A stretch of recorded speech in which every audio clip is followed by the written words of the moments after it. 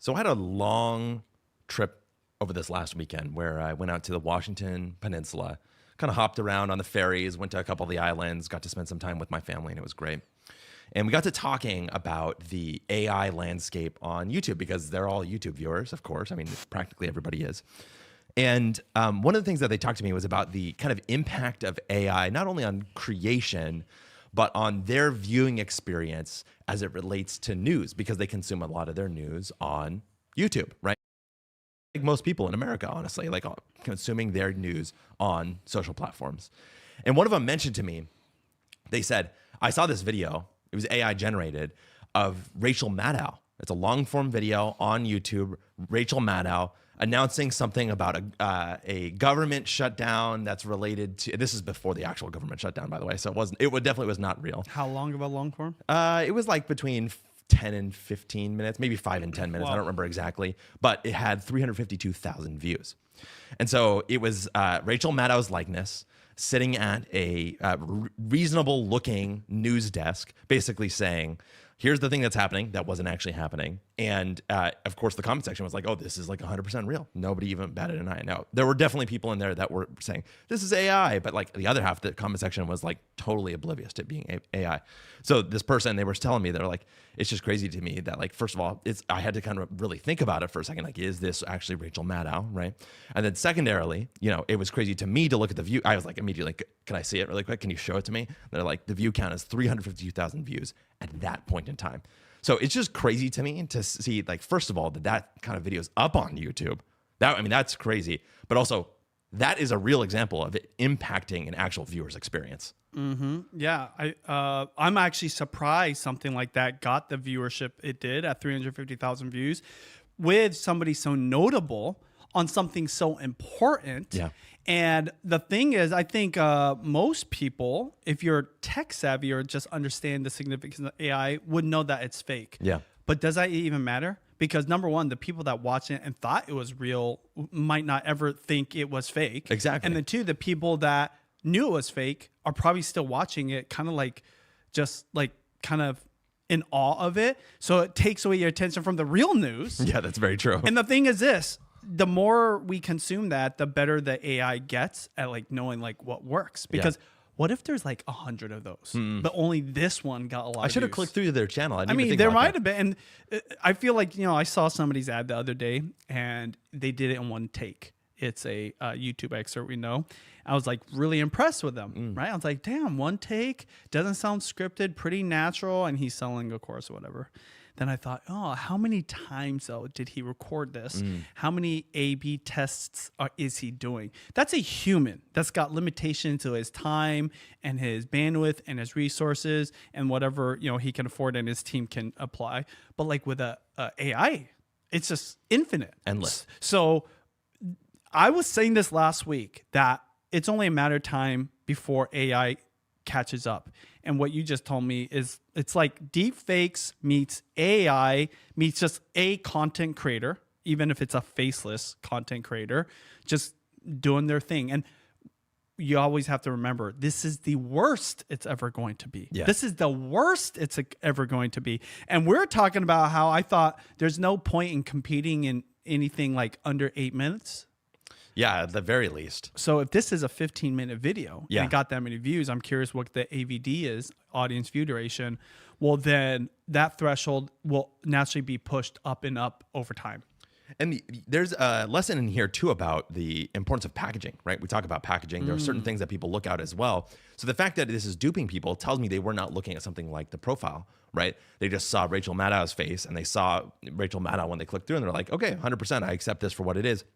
It shows you how little subscribers matter nowadays, because guess what? They're not looking at the channel name. They're not looking at the channel profile. They're not looking at the subscriber count. They're not looking to see if it's verified. They're looking, is this the video I want to watch, right? And should I click on it to see whether it's like the right sort of thing? And so it's just amazing to me that like there's all of YouTube condensed in that one little conversation that I had. And I think that we're going to unfortunately, I mean, fortunately or unfortunately, depending on your perspective, but in my perspective, unfortunately see more of that type of stuff in the future, because there's no kind of turning back at this point. Let's get to some follow-up. Last week, we talked about Netflix's live strategy, and I'll remind you that the thing that the Netflix CEO said was that They were aiming for one must-see event per month because guess what? Your subscription renews monthly. So if they have one must-see live event every month, they'll keep you subscribed. And January's, last month's, was Alex Honnold free soloing Taipei 101. So he's climbing up this gigantic building, Taipei 101, without any harnesses or anything like that. It was live broadcast, which we talked about. And I think I mentioned... Broadcast on Netflix. On Netflix, yeah. And so I think I mentioned this, but they actually got a lot of complaints about the live broadcast during the thing. Did I mention that last week? Oh, no. Yeah. So they got a lot of complaints about it because there was this moment where, okay, you're thinking about what is the actual story here? Well, is this guy basically risking his life, climbing up a building with no harness. And so what's like the pinnacle of that story? Him getting to the top, obviously. Oh, right? no. They went to another shot. So he gets to the top of Taipei 101 and his earpiece goes out because he has communications. And so, of course, that's the moment that because they have a panel of commentators there and they're trying to talk to him. And they're like, Alex, like, what do you think? And he's like, guys, my earpiece is out. Can't hear anything going on. And I don't think that they have communication back either. And so they're just continuing to ask him questions and he's not answering. And then he goes and starts taking a selfie, which was just hilarious to me. And like everybody's like, it's like the most dangerous selfie you could possibly do on the very tip of a skyscraper. Anyways, it was just like all over the place. I think most of the production was decent. It was good. And this is one of the things that Netflix said that they do is that they're trying to do these broadcasts and it's like really low effort for high return on investment for them, which is I think a lesson in live that we're going to continue to talk about through 2026. But I did forget one other thing, which is that he was not a part of the panel and he obviously wasn't the guy climbing the building, but there was sort of a like more energetic live color commentator and it was Mark Rober. So the guy that we talked about, the YouTuber, he is a YouTuber. Oh, that got bought by Netflix. That he was brought over by Netflix for, I think, a show that he's going to be doing there. He apparently got signed to be the color commentator for this thing. And so he was there like kind of like talking to Alex the whole time and being very energetic and kind of running around and going up and down the building, of course, on the elevator, not by, climbing it. But it was just interesting to me to see a YouTuber there doing commentary, a part of this kind of like crazy event that was trying to get some kind of cultural traction. Kind of unusual. I'm not a big fan of Mark Rober. I don't watch a lot of his stuff. I'm Fair. very familiar with him, so I don't know what kind of audience he has. I'm assuming it's probably a young audience, people that like more entertainment than education. I know he does like science projects or, different challenges, but I mean, the lines are blurred. Yeah. YouTuber, TikToker, Instagrammer, Netflix, Hollywood, TV, movies. It just doesn't matter. What matters is, can you get people's attention and keep people's attention? And so I don't know if we're going to go into this story. You sent me a link to, who was it?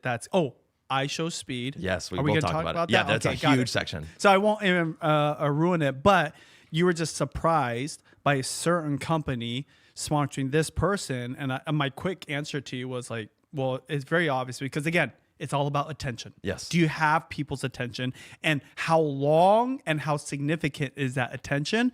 And that's why anybody that does longer form content, and especially live streaming, I think is secretly winning. They just might not have the accolades or the awards or even kind of the limelight on them right now.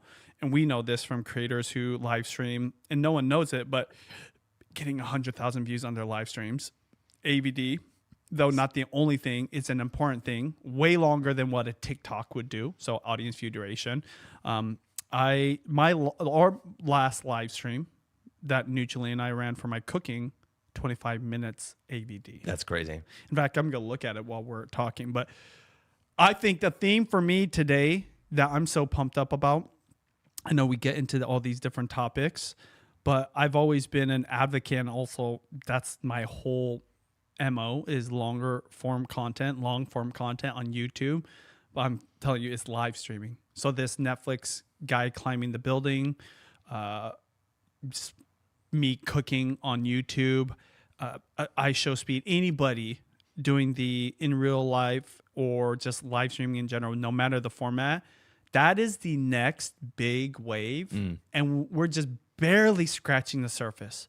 I'd say that vlogging, I felt like for the last 3 years, it was like 2008. I feel like this is like 2005 for live streaming. Wow. Even though you have all these really successful people, it's in one style of live streaming. and you're seeing other styles pop up. No one's really talking about it. There isn't stories written on it, and they're not like mega celebrities. But I see what was happening to my wife back in 2008 happen to them, and the way they're thinking and their whole aura. And that's exciting to me, because if you know what to look for and you get into it, you could be on the front of like a huge wave of opportunity. Yeah, I mean, even if you're saying 2005, I mean, before the big shift over to like YouTube uploading, even at that point, which is just crazy to think about. Yeah, I think you're in line with like what I'm thinking too, and it's gonna become, I think, 2026's theme on this show. Not only live streaming, but the competition between the streamers, the big streamers in the kind of online space, YouTube, Netflix, and the short form platforms, I would say, are kind of the three big players through the January of this year. And even like last week, we talked about Netflix a lot too. And one of the things that we didn't get to talk about was that Netflix CEO basically saying, well, one of the most important things to us is understanding the kind of engagement that we're getting from people on Netflix. And so he's like, 1 hour of your time watching content may be the most transformative hour of your life when you watch one person's content. Another hour might just be background viewing that you're not kind of going on. And we don't have it in the show notes today, but we'll talk about it probably more next week, that is something that's huge, that's changing, going on right now. And so, we just got out of a live stream that you did, and Benji's showing me right now the AVD for the pizza right there that we do. Well, this is a different one. This is the last one, but 26 minutes. 26 minutes. I don't know if he can zoom in. It's kind of hard, but look at that. 26 minutes. Oh, I didn't mean to flip you guys off. That was just how I was holding the phone. There we go. 26 minutes. Okay.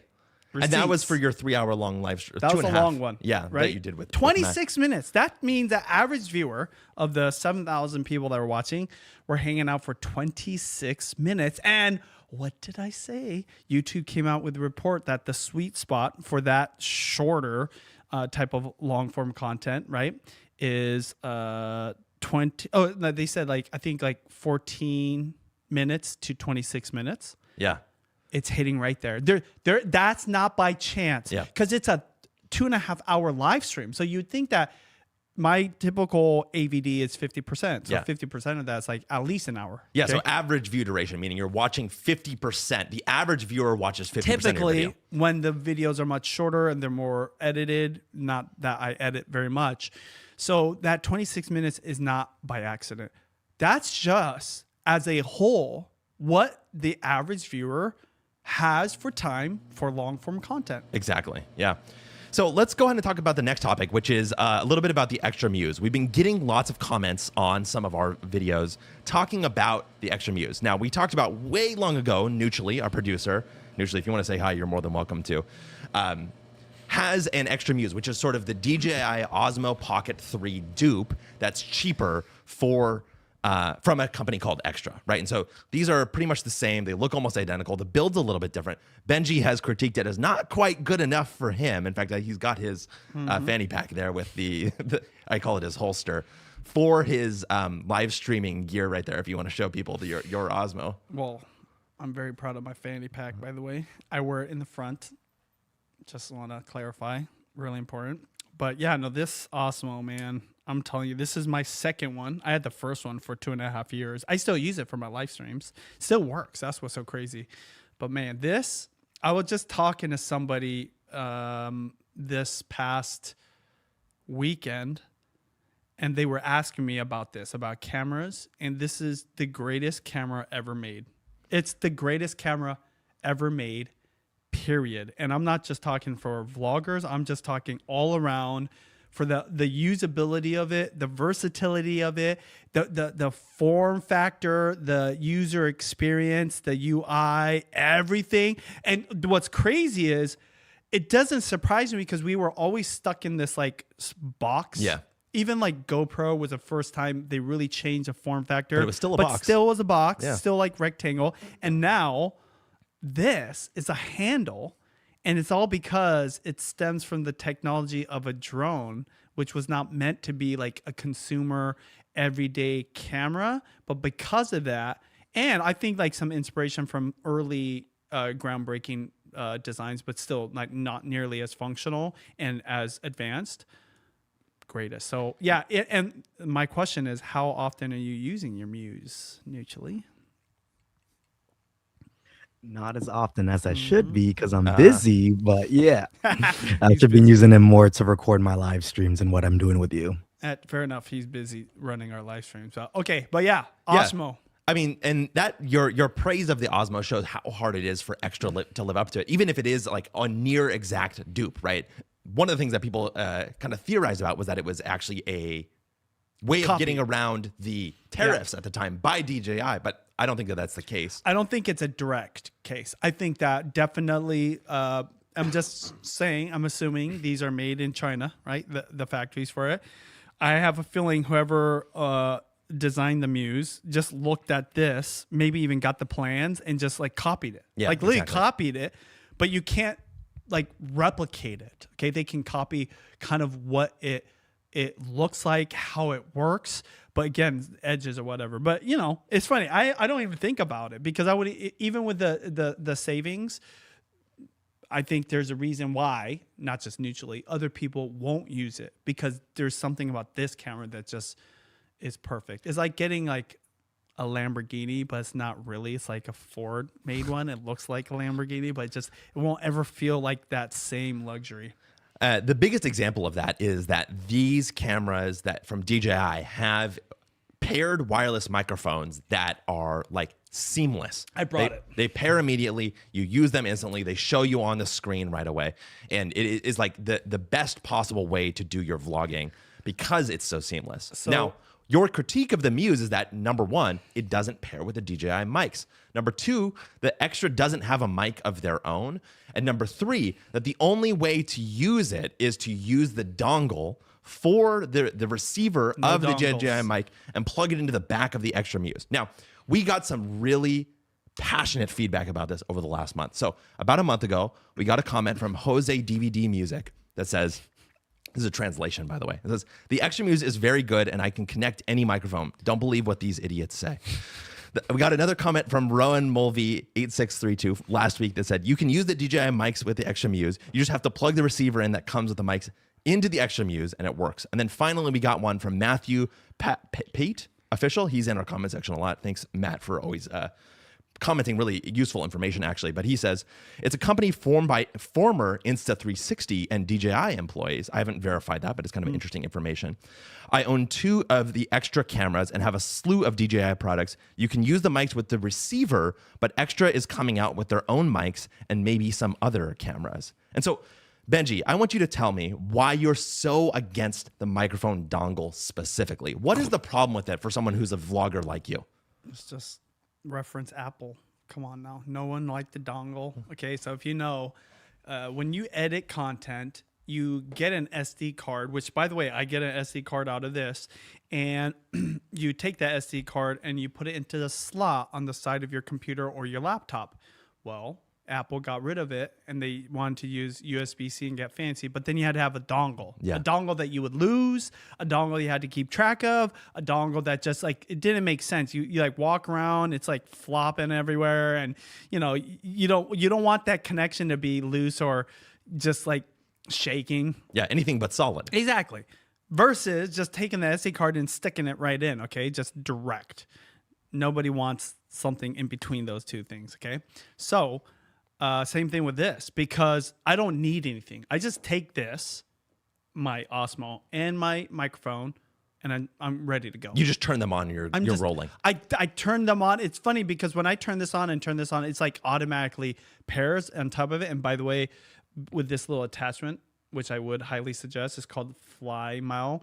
Look, the magnet, it just stays on there, okay? So I have it in my fanny pack, so I don't really need the magnet. But when it's just sitting here, it's kind of nice versus laying on the table. I've never lost my microphone before. Interesting. That's kind of crazy. Yeah. I've already lost the DJI mic mini though, because it's so small. Even Matt, who gave it to me, I felt bad because he was like gave it to me and I lost it like a month later, and I love that thing. He's like, oh yeah, it's magnetized, so it like sticks to anything. It's probably like in the side of your seat frame or something, like stuck to the metal because it happened to him. Point is this. There's never been all this in one device so small. Yeah. And has so much, like, I mean, the fact that you can take this apart like this, it's still usable like this, right? But then you have the tripod and battery. I mean, I don't know how many times I'm going to talk about. So the Muse, by the way, to be fair, I've never really given it a go. I've never started it. So if someone called me an idiot, fair enough. But I will tell you this, like, why mess with quality? That's kind of what I say. Like, if the way I look at it is, if it's less than the thing that's perfect, well, I'm going to pick perfect every time. And I know some people got to save some money, but you're saving what, $100, $150 now?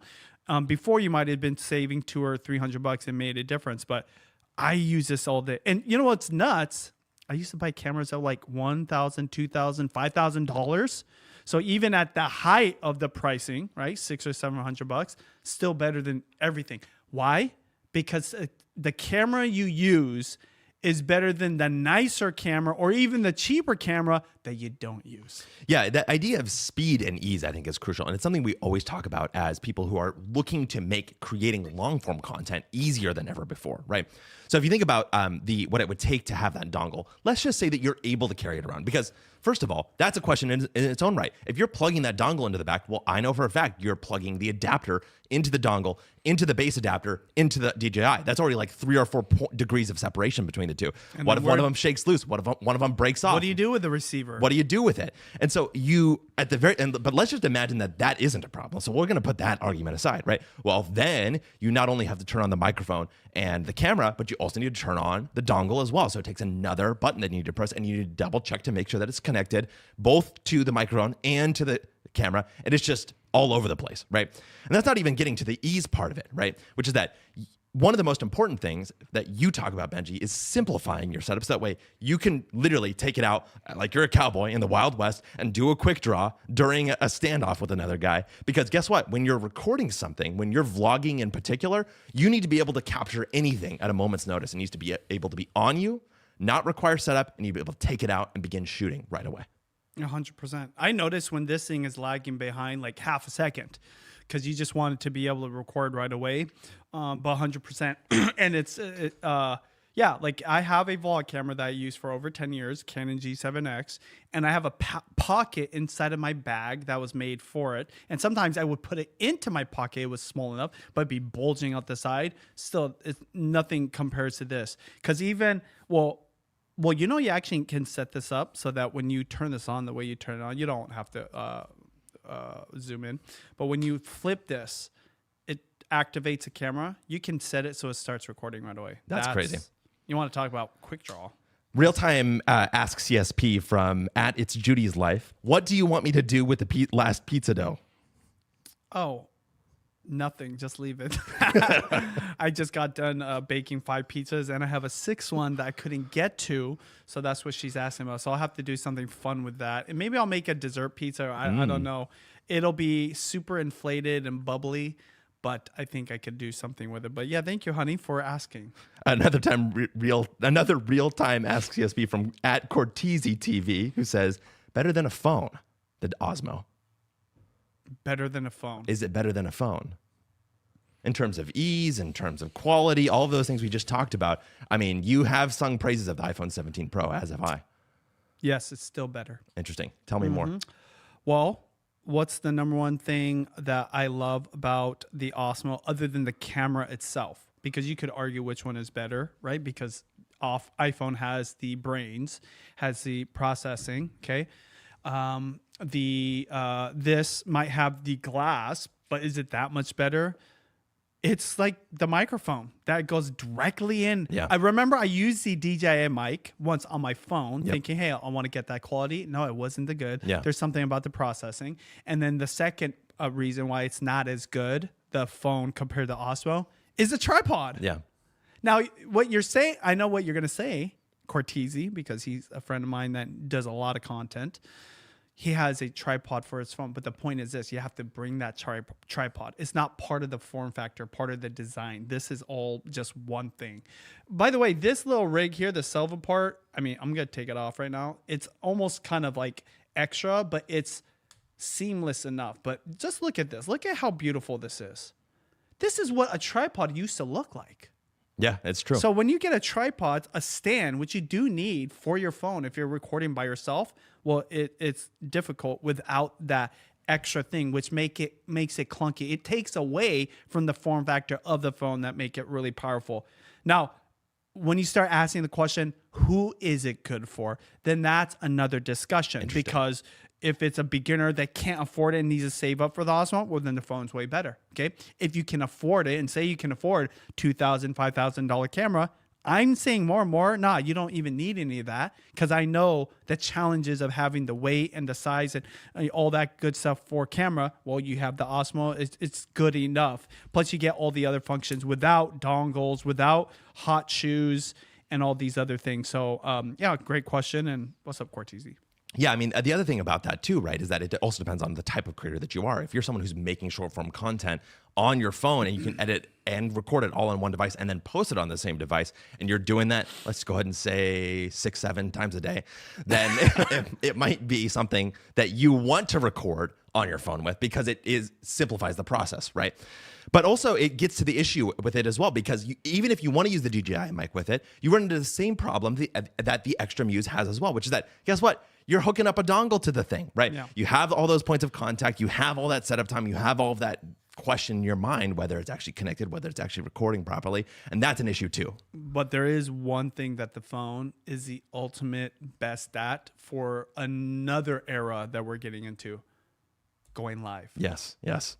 Because the thing is, the Osmo still has to connect to Wi-Fi or your phone, right? So you need the device for the internet. Well, your phone already is connected to the internet. So I believe for people live streaming, the phone is the Osmo of live streaming. I've seen people with crazy setups. I mean, we're talking not just like $5,000 worth of gear, camera, the hookups, the batteries, whatever. But then how much is the internet for some of these live streaming in real life kind of? I mean, hundreds of dollars. Hundreds of dollars. Yeah. Okay, hundreds of dollars. You already pay for a cell phone package. So to me, like, the phone is better for live streaming in general, but for creating content like a vlog or whatever. Now we're getting stupid here. The all-around device, like for doing everything though, it's still this, because I'm proving it with my live streams. I'm using my Osmo. I'm using 2 Osmos, and it looks like I've got 5 cameras in my kitchen. It's insane, honestly. It's insane. Just look at my live streams. What I can do, and credit to Neutrally, if he was working with like a cooler, more famous YouTuber, it'd be like, it could hundreds of thousands of millions of views. But when you see my cooking live streams outside of the bad lighting, because it's not the best lighting, it looks like there's multiple people helping you record, but it's just one person controlling 2 Osmos. And we're going to talk about that a ton later in the show. So I want to save that as well. But I want to move on to the next thing, which is something you asked about last week, which is about the revenue of all of these companies. So you said, oh, well, there's Insta360 and there's Sony and Canon and DJI.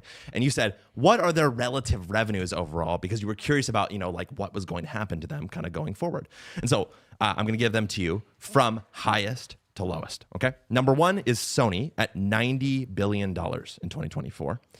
Canon at $30 billion in 2022. DJI at $3.8 billion in 2021. Well, Sony includes gaming, right? It includes all of it. Yeah, as does Canon, right? Canon has a pretty wide-reaching thing, but Sony's the biggest by far, right? And Insta360 at $780 million. So it's puny compared to all the rest of them. And that was 2024. Yeah. So I'm they're living your in a answers. bubble. I'm totally living in a bubble. Tell me what's surprising to you. Well, I thought it would be more, but then you have to take into account Sony includes all of their IP. So Spider-Man, that movie they own, and the IP they own. PlayStation, gaming, games. And then, I mean, Sony is TVs, everything. So DJI is a small thing. If you carved out all that other stuff, which I don't know if you can do that, not that I'm asking you to do it, I bet you it might be closer. Or for the size that DJI is, it's a behemoth. That $3 billion you said? $3 billion. Is massive. It's massive when you think about how little products offerings they have. Speaking of DJI, one of the things that we've been talking about is the rumors around the DJI Osmo Pocket 4 drop date, which some people thought maybe was happening at the end of January. Guess what? It's February now. Still hasn't come out. In fact, there was an event that was scheduled for January 29th, just after we recorded our last show, and there was nothing related to the Osmo that was announced. Instead, they released the DJI RS5, which is like their huge gimbal that is used for like professional cameras, basically. But there was no update from them about either of the pocket cameras or actually anything even about drones as well. So just wanted to bring that up. Okay, thank you. Yeah. I've heard so many things from different people about the Osmo 4. I'm thinking, rather than just being hyped up about this like camera, just start freaking creating on the Osmo 3. There's nothing, I can't see anything. It's like, I don't even know how to even compare it. It's like it's like Tesla. Okay, Tesla a good example. I know that Tesla, because it's software based, there is leaps every single year. But from the early Tesla to the Tesla now, in general, it's still the same car. Okay. Yeah. Distance wise and everything. But at its core, it's the same thing. And I'm telling you, the Osmo 4 at its core is going to. And you know why I say that as well about DJI, especially? I remember when the DJI Pocket 1 came out. They didn't call it the 1. I was like, this seems like that old vlogging camera that we used to use back in 2010. I was like, let me take a look at it, watch every single video. There was always something. From the reviewers like, I'll stick with my Canon G7X. Then the 2 came out, same thing. There is way better, but little things here and there. And like people were complaining, things that I needed. I was like, I'm not willing to give that up. Boom, not.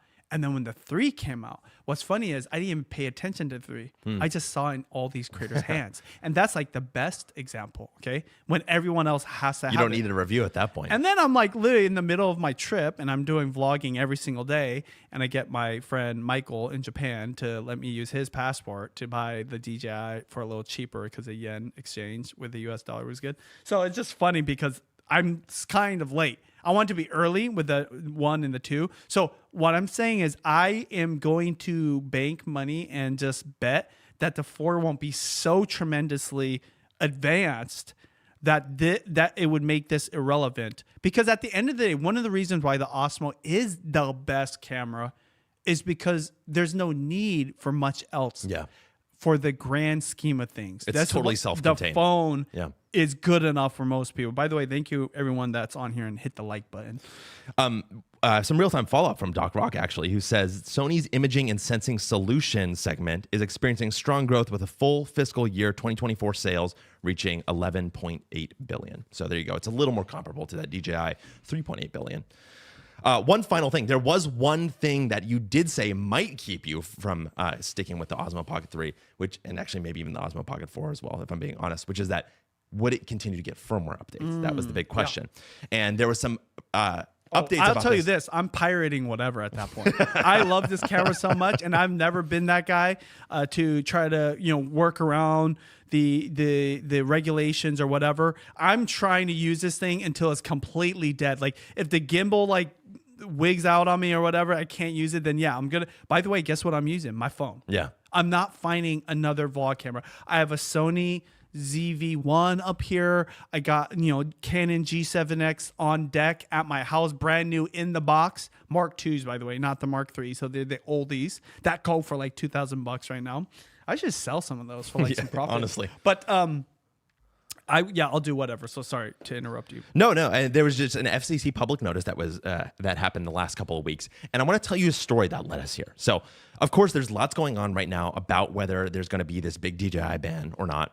And in October of 2025, the FCC chose to revise their rules so that the quote-unquote covered list equipment is excluded from permissive change procedures, which basically means that what they were trying to prevent was allowing these companies to continue to update their firmware or make small changes to the cameras and other things that they were selling through the kind of import process without major reviews. And so they closed a giant loophole that was happening, at least through their eyes. They said, we're going to close this giant loophole. But what happened is actually it made it so that things like the Osmo were not supposed to continue getting updates. And so for a while, it was up in the air. And actually, I am surprised that I missed this. And so I'm sorry I didn't bring it up back in December when you were asking this question, Benji. But the answer was for a couple of months there may have been a period of time where it was no longer going to receive any kind of software updates.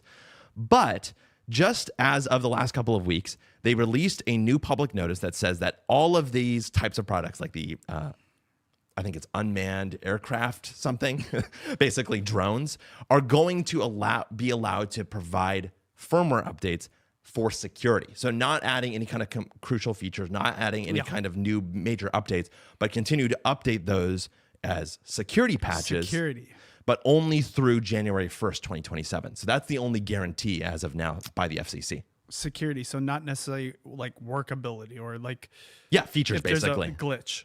Yeah, well, that would, I think technically glitches would count as security updates as well, but I'm not 100% sure. Yeah.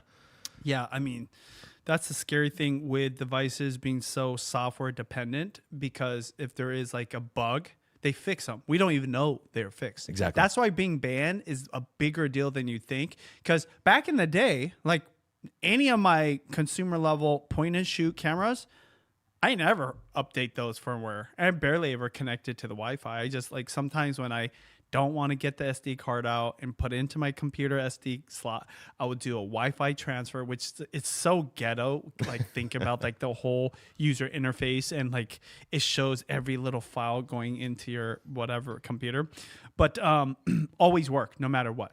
You know, it's kind of similar to any kind of thing.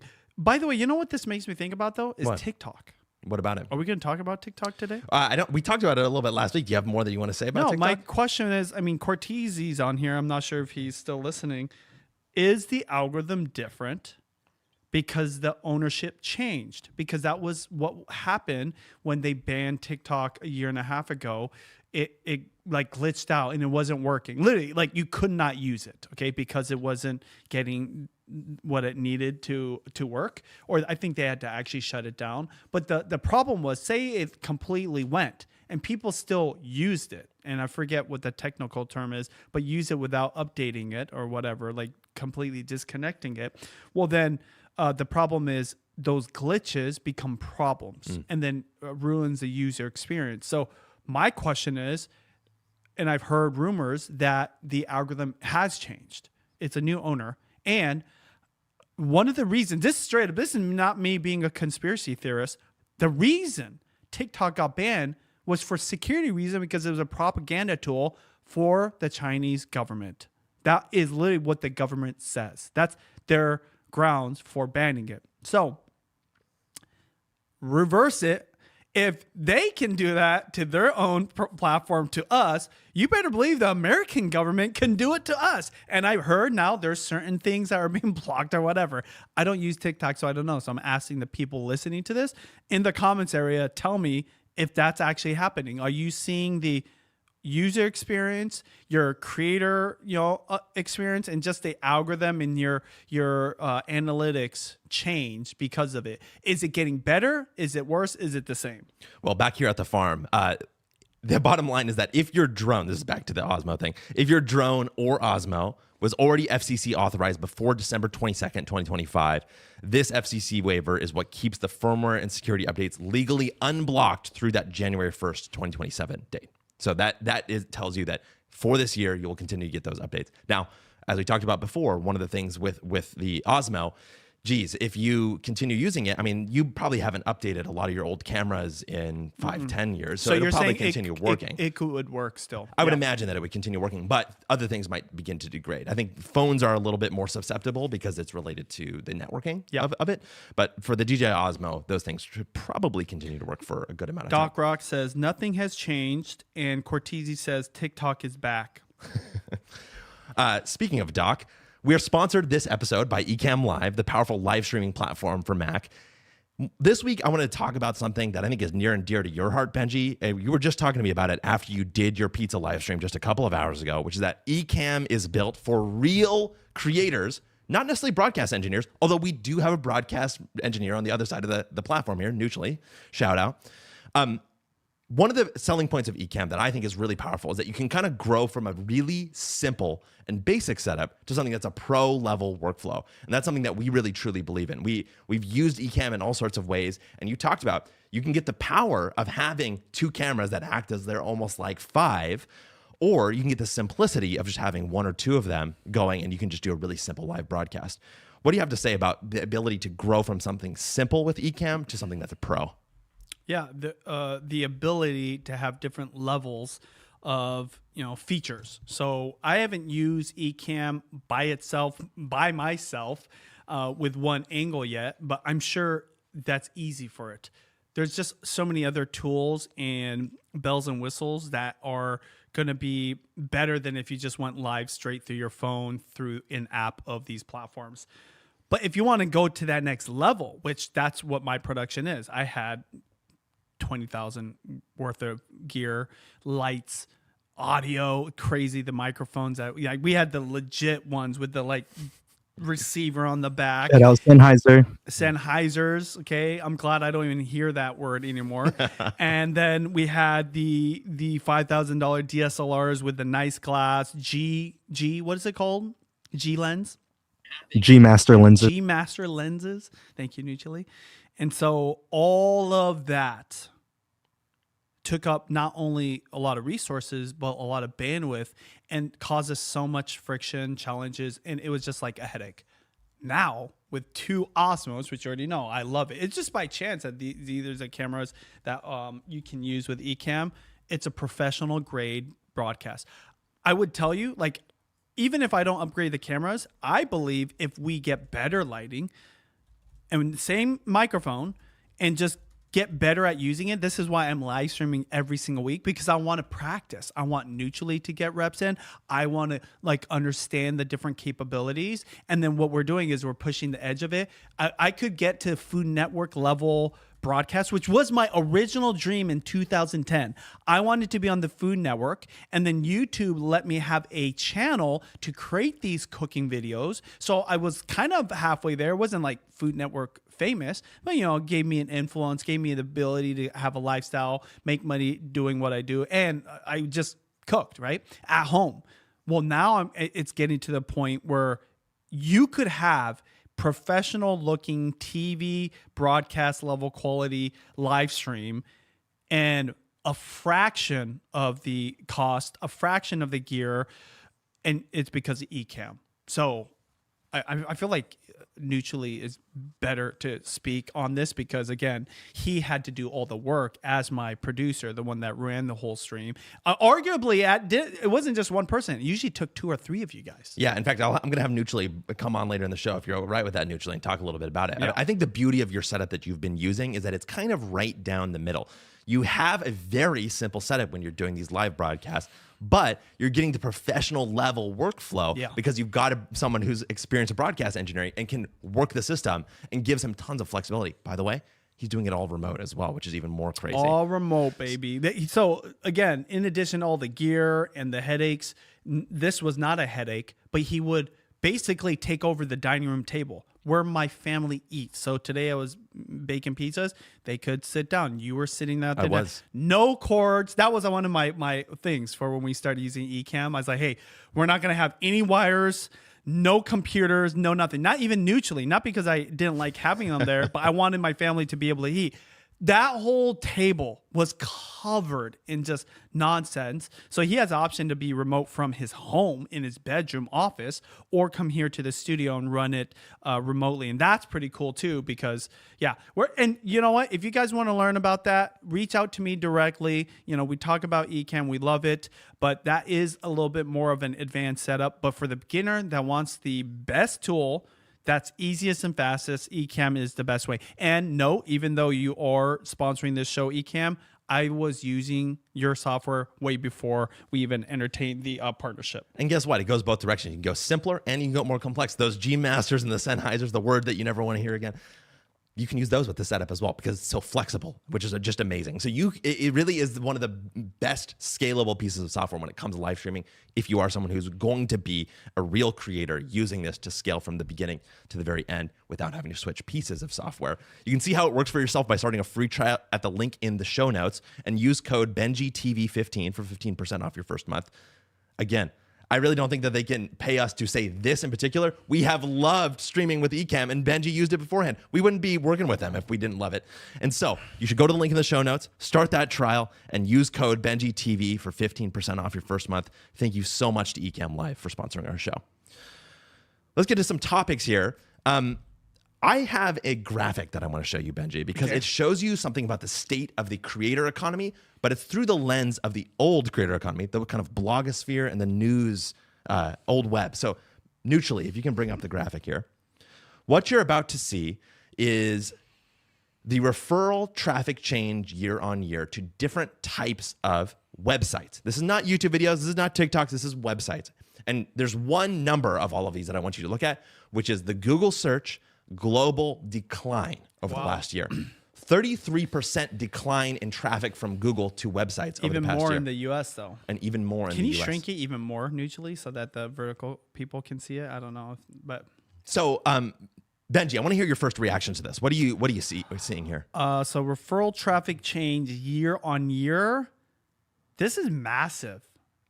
Almost 40% change in the US. So imagine the way I look at it is if you have 10 customers and now 4 of them don't show up like a year later, and those are 10 daily customers, whatever you're selling, like coffee to computers. Well, that's 40% less revenue, potentially. Like, and this is for Google. Yeah. The other ones, it's interesting. So you're saying Facebook has gone up. As has X. And X has gone up. Again, you're throwing all these numbers like the last week we did, or the other week we did the game with the TikTok, everything. I was surprised. Yeah. And you know what? When I look at those, I wonder how much AI has a little bit to do with it. Meaning, so why is Google search going down? Well, they're literally probably using Google's tool Gemini or ChatGPT. Okay. Facebook.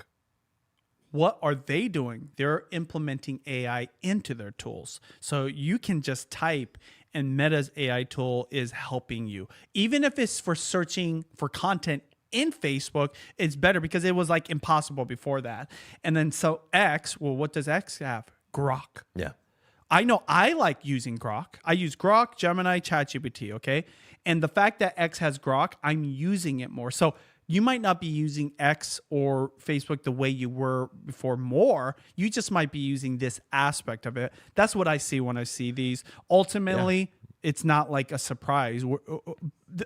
Search is kind of dead to a certain degree, or it's dying for sure. And AI tools are here to stay. Yeah, and actually, I want to get to its relation to YouTube here in a second, as well as short-form platforms. But at first, I want to quote from the author, Charlotte Tobbit, from the Press Gazette, who created this graphic. They say, Google search traffic to publishers declined globally by a third in the year to November, according to new Chartbeat data. Overall confidence among media leaders in the future of journalism has continued to decline. In 2022, 60% of respondents to the survey said that they were, quote, confident about journalism's prospects in the year ahead, falling to 41% last year, and now 38%, so almost half over those couple of years. The report said that this was due to the adoption of AI and an expected continued loss of visibility in search and on social media, a sense that traditional media is, quote, losing touch with the sections of society, and the designation of some politicians of journalism, quote, as part of an international playbook to reduce scrutiny. The report also found that 76% of media leaders plan to encourage their staff to behave more like creators in 2026, while half want to partner with creators to help them distribute their content. So there's a lot going in there. But the first piece of the story is that, number one, AI is reducing the amount of traffic to these websites by a lot. And you're right, it's not really surprising to me, but the magnitude of that number, 30% in the last year, is very surprising to me. And it shows you how catastrophically that number is dropping. The second piece here is about creators, which is that, again, remember, these are websites. These aren't creators themselves that are reporting these declines in viewership over the last year. They're saying, these websites, that they want to distribute their news via creators. Now, of course, this is a show all about creators, and so it tells you that there is still a lot to be said about creators themselves and how they're going to become even more valuable in the coming years. More valuable, but also in danger. Yes. Okay, I just talked to somebody that was talking to other course creators, okay? Coaches for YouTube and social media, and they're saying their sales have gone way down, and their reasoning was course fatigue. Interesting. I was like, nah, People are just using ChatGPT. Oh, I see. Why would you pay for something? See, with ChatGPT, it's interesting because I don't think ChatGPT is better than the course. Okay, right now you can type in the new vlog method and it takes a couple of interviews, one specifically on Think Media, and it gives you a pretty good breakdown because I go through most of it, like the general principles. High level, yeah. So I'm saying this about my own course, but I know this is the case for a lot of other people. If you can get the free version, which gives you even like half of the principles, most people would love that. And so that's what's happening. So I'm talking about courses, okay? But with content, recipes, just like information, even history, documentaries.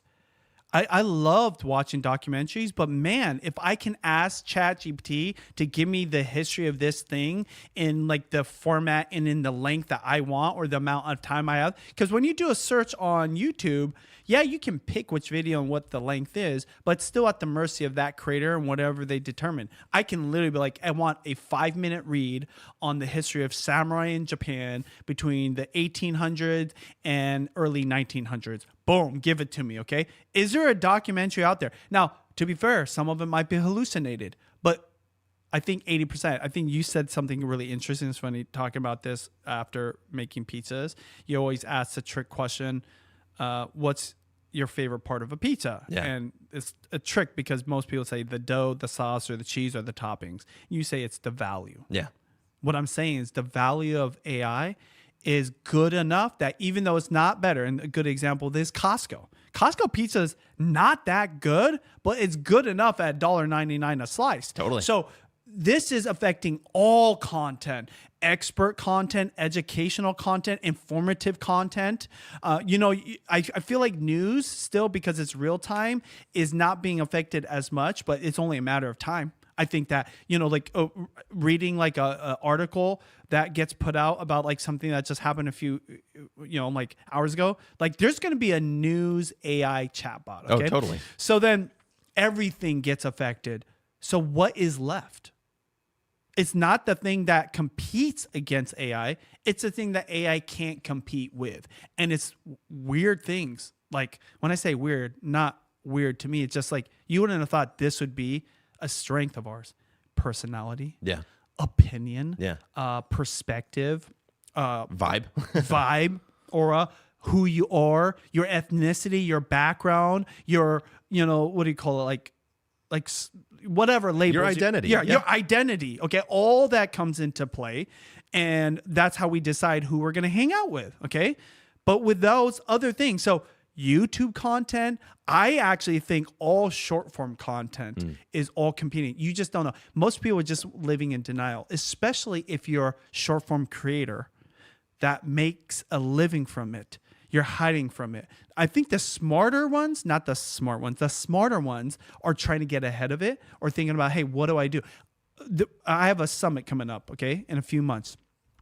We're going to have 100 plus creators from all over the country in the Pacific Northwest. The reason they're coming is because they know they have to do something different, because the theme is longer form content, live stream content. And they know, because the dirty little secret is their business is getting affected. They're not seeing as many views, or there's just a small handful of people getting more views. You have to do something different. And so inserting more personality and worrying less about like the accuracy of information or the education and all that kind of stuff, because AI is just getting better.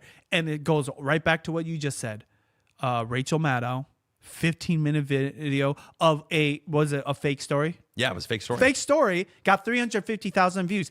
That takes away 350,000 views from a lot of creators. Yeah. Basically everybody on YouTube, but of course 350,000 views is nothing in the grand scheme of things.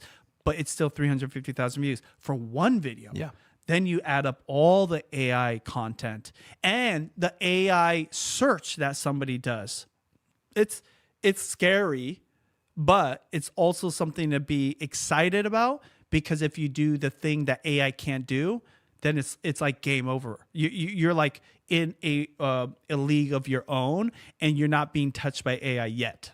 Yeah, I agree with you 100%. I mean, I think the way that I would phrase it really simply is that what happens first to text and the web eventually happens next to video most of the time when it comes to big industry things like this. So like, I would argue one more thing. Yeah, go for it. Don't you think more people are reading because of ChatGPT? oh, totally, because they're reading ChatGPT's responses, right?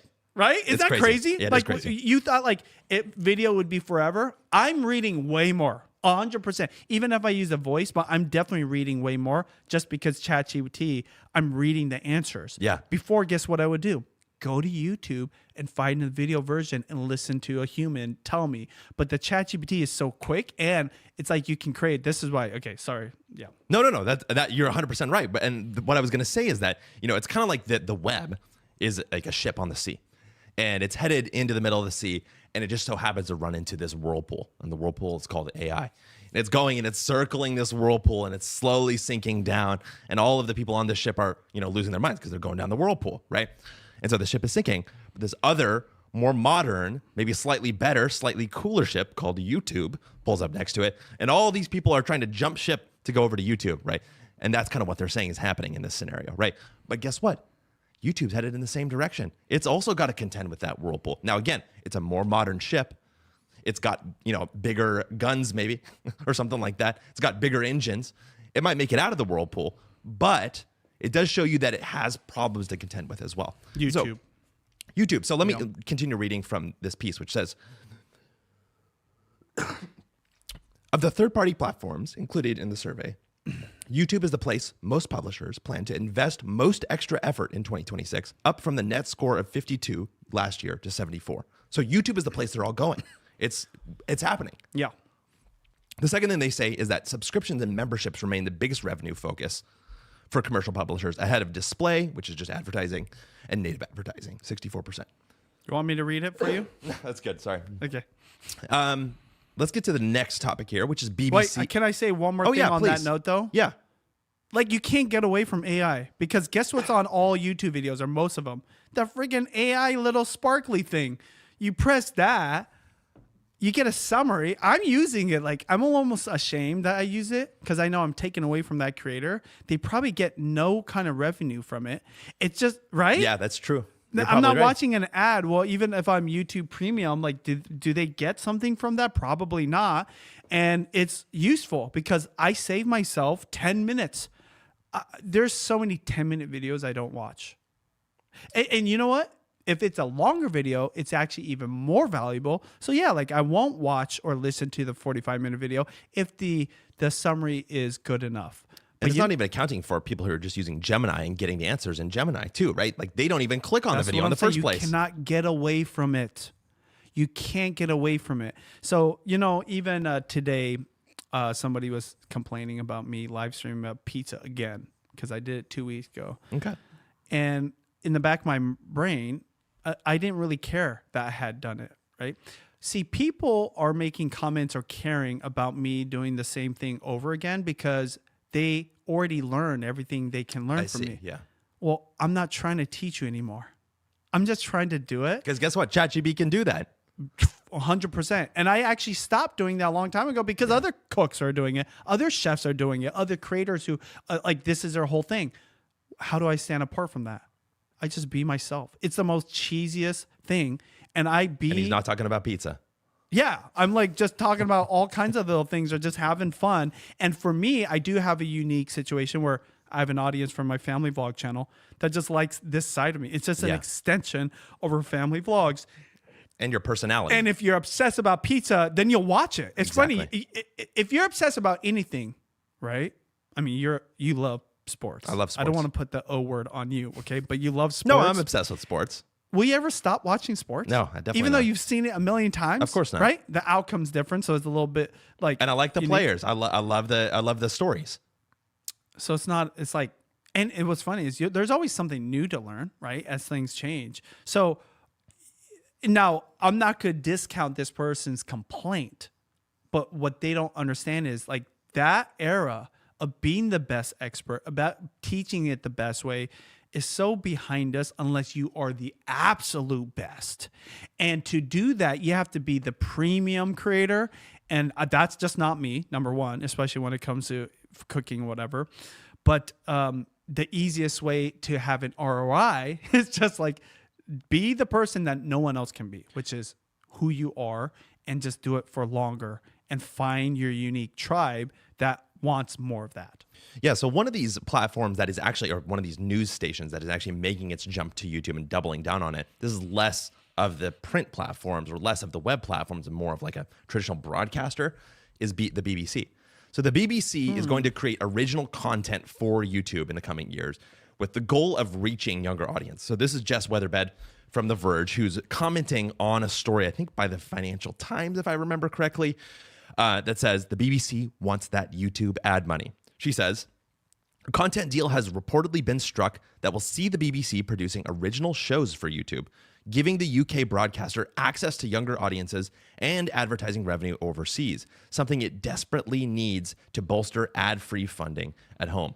The deal could be announced next week, and I do believe it was announced as well. And so the BBC, known for their public broadcasting in the UK, is going to officially come to YouTube and make content specifically for YouTube, because guess what? They know that it's where the future of TV is going. And also, they know that they can reach a younger audience there as opposed to the traditional broadcast TV. It's just crazy to see that. Any thoughts about the BBC making that jump? When I hear them doing it, to me, it's kind of going back to like the days of Vox or Vice. Yes, very much. It's taking like a unique perspective on news topics, right? Or topical, subject matter, and then creating like you just said, they're doing original content from it. Yes, exactly. So not novel, it's just new for them, and it just shows like their old way of doing it. It's just not working the same way, I actually like the BBC. Maybe partly, I don't know if this is true or not. They don't seem to be as what do you call it when you're like polarized and you've got like a perspective bias or something. Okay, it seems like it to me. Maybe it's just their accent makes them sound sweet or something. But I enjoy it. So I watch BBC. I actually watch a lot of European news on America. Is that weird? No, that makes sense. I like having an outside perspective. Exactly, an outside perspective, because it's algorithms, all the craziness.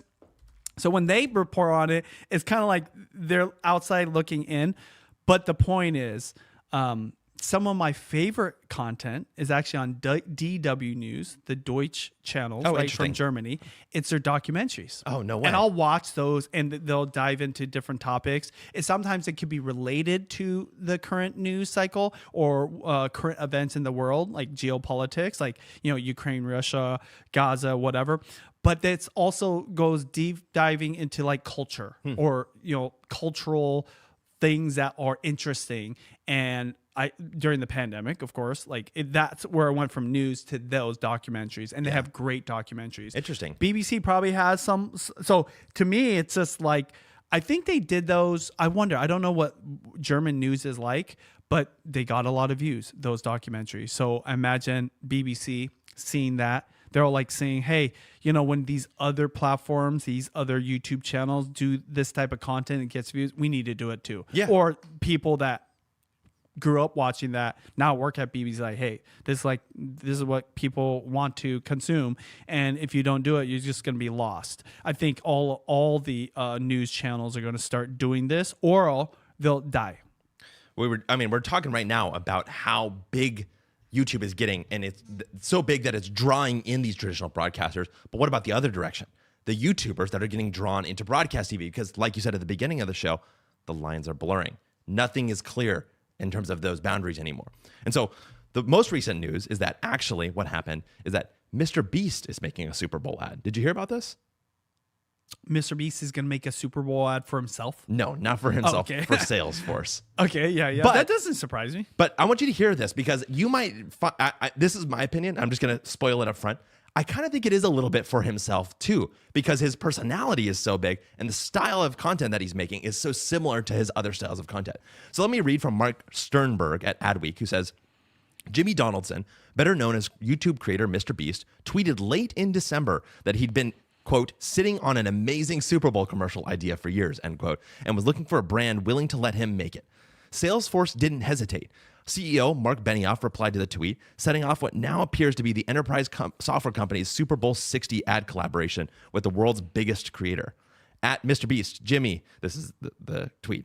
At Mr. Beast, Jimmy, you absolute Slack maniac. Hit me with a wild offer I can't refuse for your Super Bowl spot. Let's make the craziest Salesforce Slack love child and ad the world's ever seen. And then there's a hands together emoji, laughing emoji, dash Mark Benioff on December 31st. Salesforce shared the teaser of its 2026 Super Bowl ad today, hinting that Mr. Beast will be the star, a sharp turn from the Matthew McConaughey-led campaigns that have defined the brand's big game presence in recent years. For Salesforce? Styled like an influencer vlog, the teaser documents Mr. Beast's journey to the big game, from posting the initial tweet about wanting to be in a Super Bowl ad to physically showing up at Salesforce's headquarters to make his pitch. I've got a little bit more, but any thoughts so far? This is going to be more common than you realize. Yeah, and so another quote here from Mike Steinberg at Varieties, and this is a quote from Jimmy at the end of his piece when he's actually listing out what he's going to be doing, part of that kind of vlog teaser that he dropped. He says, "All I'm going to say is if you see this Super Bowl commercial, you might become a millionaire." Well, that's very Mr. Beast-like. It is very Mr. Beast-like. Did he say that, or did someone from Salesforce? No, so literally, so I can describe it. And you should go watch the video. If you're watching this now, go ahead and put a link in the description. Neutrally, I don't know if you can grab a link to the post from Mr. Beast and drop it in the live chat as well.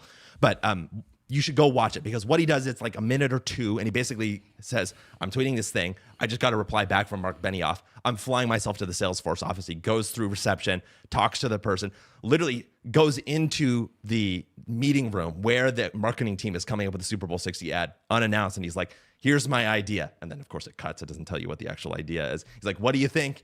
Can I do anything? They're like, as long as you put our products in your ad. He's like, yeah, I got you. And he's like, I'm just going to say that you're going to win. You could win $1 million if you watch this ad. So it's very kind of mysterious and lots of mystique around it. But it was him. It was him in a video that he posted to Mr. Beast's channel pre-announcing this ad. How much do Super Bowl ads cost? Typically? It's so funny you asked that, Benji, because they cost about $7 million minimum per 30 seconds. And I believe that, again, if he's giving $1 million there, that's another million on top, that this year it's ranged actually more in the $8 million to $10 million range as well. Or just spend $2 or $3 million and give away some money. The engagement is going to be crazy. Remember years ago they had the bouncing QR code? It was just a QR code. I do. And you had to... Some crypto thing, I think. Yeah, and then you had to scan it, and then it went to wherever. I don't even remember. But it was a big deal. People are like, what is this, right? And so for me, I think that, yeah, you're just going to see more of this stuff because engagement. So it's not just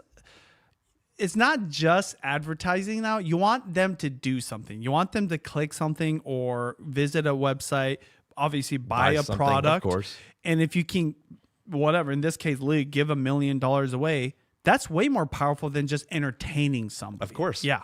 They're definitely going to visit a website if they have to, if they have a chance to win $1 million. And then if you're using AI, production costs will go way down. So, yeah, doesn't surprise me. What I think is surprising is just how many other creators are going to be in Super Bowl content. Yeah, in fact, that's the next thing we're going to talk about here, because it's like I knew what we're going to talk about. It's crazy. It's crazy. And by the way, he doesn't have the show notes in front of him. IShowSpeed is going to be in a Meta Oakley ad. And so the background here is that if you are a Meta Ray-Bans fan, I know if Cortesi's here that he loves his Meta Ray-Bans, that they're now partnering, Meta is, for their kind of AI, AR, I don't know what you would call them, glasses that they wear with everything kind of integrated into like the sunglasses with Oakley as well. And they just released a new pair of those through Oakley, and they're now going to advertise them at the Super Bowl. So this is from Lisa Brown Geloza at meta.com. This is their blog.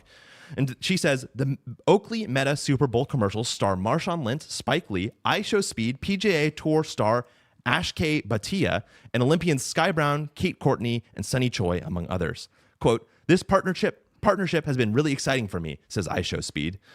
I need gear that fits my pace, and the Oakley Meta glasses let me capture moments and listen to music hands-free without breaking my flow. Everything's hands-free, locked in, and designed to fit naturally into how I move. So The bottom line takeaway is that IShowSpeed is in a Super Bowl commercial. This is a little bit different than the Mr. Beast one, though, because he's not doing the creative for this. In fact, they've already released this ad. You can go and watch this one as well. We'll put this in the description, too. It's literally just him in like 10 seconds or less, maybe 5 seconds of the ad, kind of wearing the products, traditionally like what a Matthew McConaughey or any other kind of superstar showcase, I don't know, celebrity endorsement would show up in a Super Bowl commercial. So what are your thoughts on that? I just went to the Meta glasses Oakley website. And I was just curious what the price is. And number one thing, it's interesting. This is the first time I've seen both a buy it now price as well as a per month price. So they're financing these because they're expensive. So at the bottom, they're $299. You can get one for $299. And at the high end, they're the Vanguard. So there's one called the Ray-Ban Display. That's different. But the Vanguard, which guess who's on that ad? It's Beast Mode, Marshawn Lynch. And that one's $499.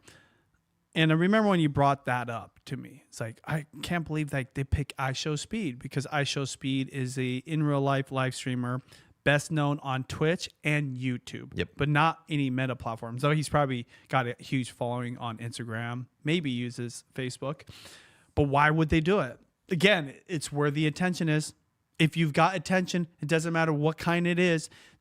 Advertisers, that's the name of the game. You get people's attention, you get them to do something, and you sell them product. So IShowSpeed, Kai Cenat, all these guys are getting all kinds of deals because of it. So, and it doesn't matter if that's where the audience is not, because they're just going to drive. And well, it does kind of matter. But the reason it makes sense in this case is Meta wants everybody to buy these glasses. Yeah. Meta wants an iPhone type of product where it's just so good, it's just so useful that it becomes like a must-have kind of thing. Yeah. And Beast Mode, Marshawn Lynch, is having his moment right now. He's just going viral left and right because he's a funny guy. If you don't know, he's just awkward because he has no filter and breaks all the rules, but really it seems kind of kind, right? But at the same time, he's obviously like grew up in a rough neighborhood. Okay, that's kind of all I'd say. So it's interesting to watch him. Meta's like, hey, we want to get in some of that aura, whatever.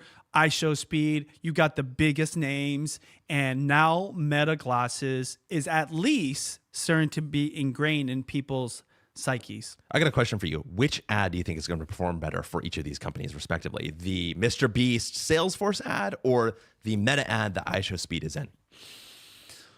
I think the Meta ad that IShowSpeed is, because it's a better match for the consumers that would buy it, and a better match of the vibe and branding. So Meta, not Meta as a company, but the Meta glasses, it's very cutting edge. It's very much kind of like you're a rebel because you're just doing something that is unusual in society, which is just always recording or whatever. Creators love that, especially live streamers. And IShowSpeed is the biggest of that. The Salesforce, I don't even know what Salesforce honestly does, okay? They like make Slack, for example. Whoop-dee-dee-doo, okay? Like I use Slack, so that kind of works for me. But I didn't know that correlation.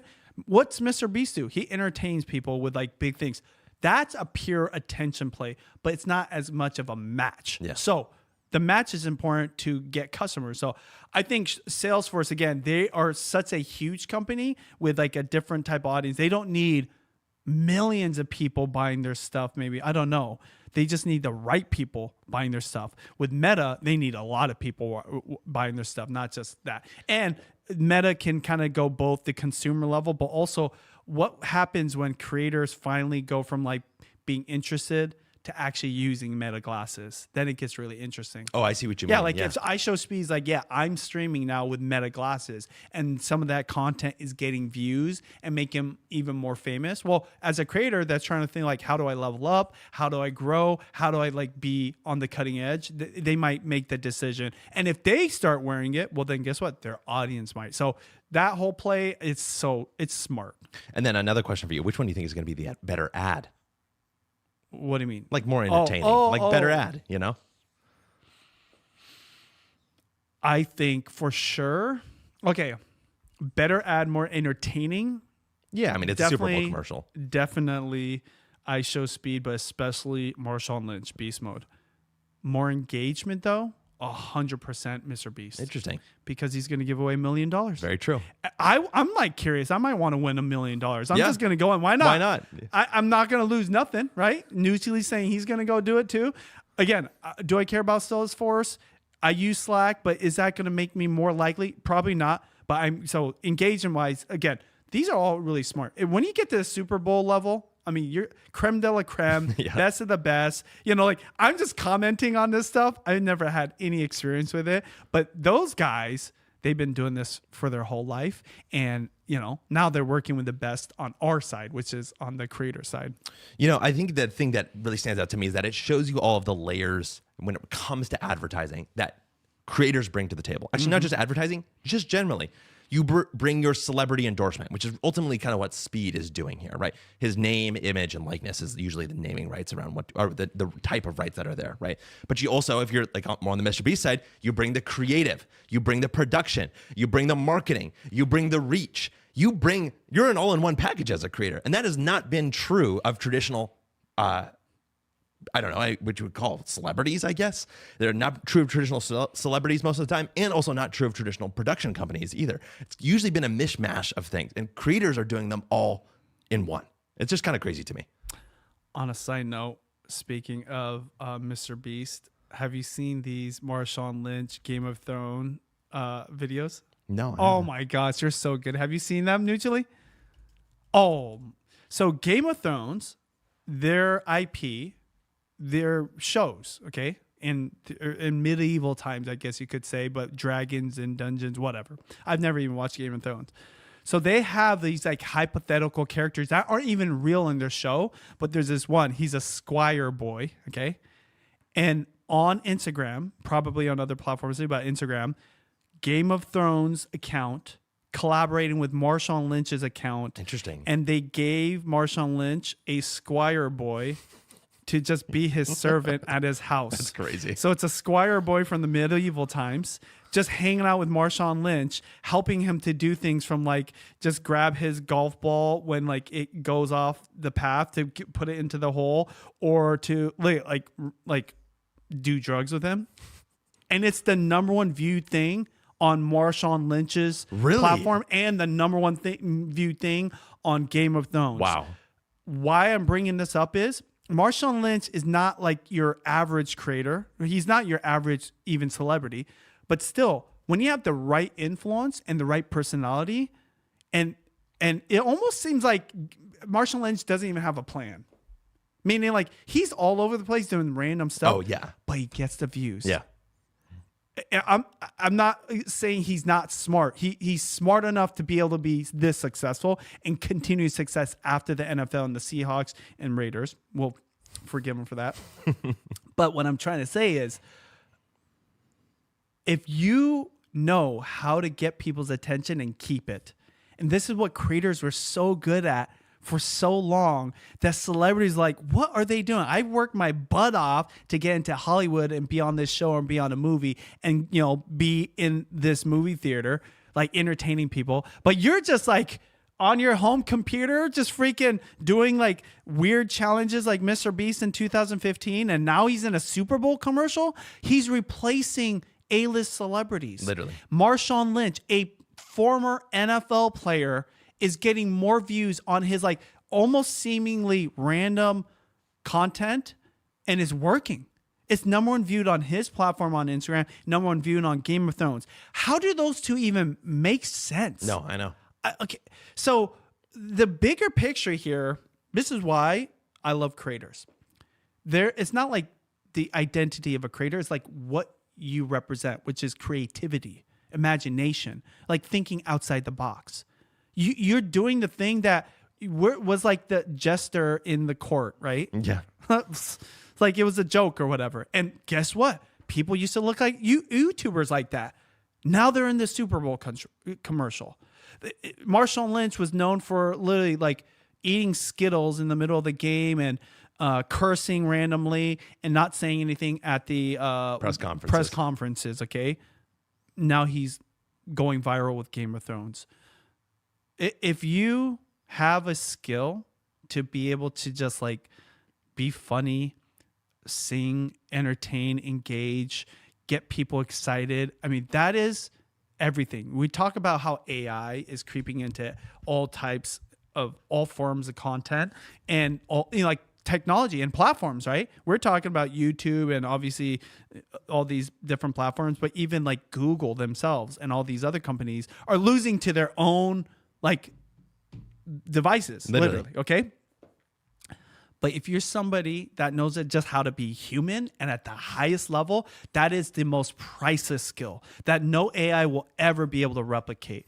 And Marshawn Lynch, IShowSpeed, even Mr. Beast is good examples of that. What we can learn is literally the one thing that I'm just saying is like the most mind-blowingly simple thing. Just be yourself. We're reaching some of those creators right now. And I figure that one of the things we should talk about is some of the tools that are going to help them get there. Because guess what? These platforms that are enabling these people to make these big transitions are constantly changing. And here was a big one that happened last week. Last week, Instagram released an update to the Reels, or not the Edits app. The Edits app is like their version of CapCut. It lets you kind of cut things together. They have some creative ideation things and some editing features as well. But they added the ability to add annotations to your videos in the video itself. That is a clickable link. In Instagram, like Reels. In Instagram Reels. Now, they're only internal links for now. So you can only link to other Reels. You can only link to other profiles. But they still have that interactive ability. So that way you don't have to do like a link in bio thing in order to be able to reach those things. So here's my take on this. Number one, I think that generally it's a good thing that it's happening. You go in, you use the Edits app, you can link to other things, you can have cross promotion, just like you've always been able to do on the internet. But here's what I think about in general. I think that you should be able to allow creators to link to other places. Now, I know why they're not doing it. They want to keep everybody inside the platform on Reels. But are they really that scared? Are you so scared, Instagram, that you're going to not allow creators to link to other things? I think that generally my problem is that it's kind of indicative of Meta's spirit overall, that they want to kind of keep all of their gold coins to themselves, right, so to speak. But like a good counterexample is YouTube. YouTube has let you link anywhere for its entire history. I mean, they love the web. Forever. And so, I mean, I don't know. I don't want to throw too much shade, but it does kind of drive me crazy how protective Instagram and Meta are of their kind of platforms in that way, even if this is an improvement. Yeah. And now YouTube and Google are doing something even more dangerous, right? Which is they have created things that's like cannibalizing their own business model. So they're on the cutting edge of like being non-existent because of their own action. I don't know if that's a good correlation, meaning they're fearless in a way. Like, totally. Of course, they like always are thinking about the bottom line, the stockholders, the company's health, and like the future, the growth and just health of the business. But Meta always seems to be completely like they want to be like a walled off like entity that you can't escape. Exactly. Oh my gosh, I don't even get me started on Meta.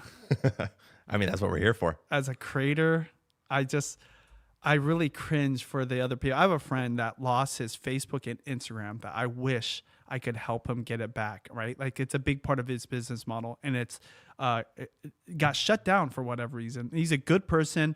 He doesn't do anything like bad. Just, I think went through some, like somebody hacked into his account and maybe it triggered some red flags, whatever.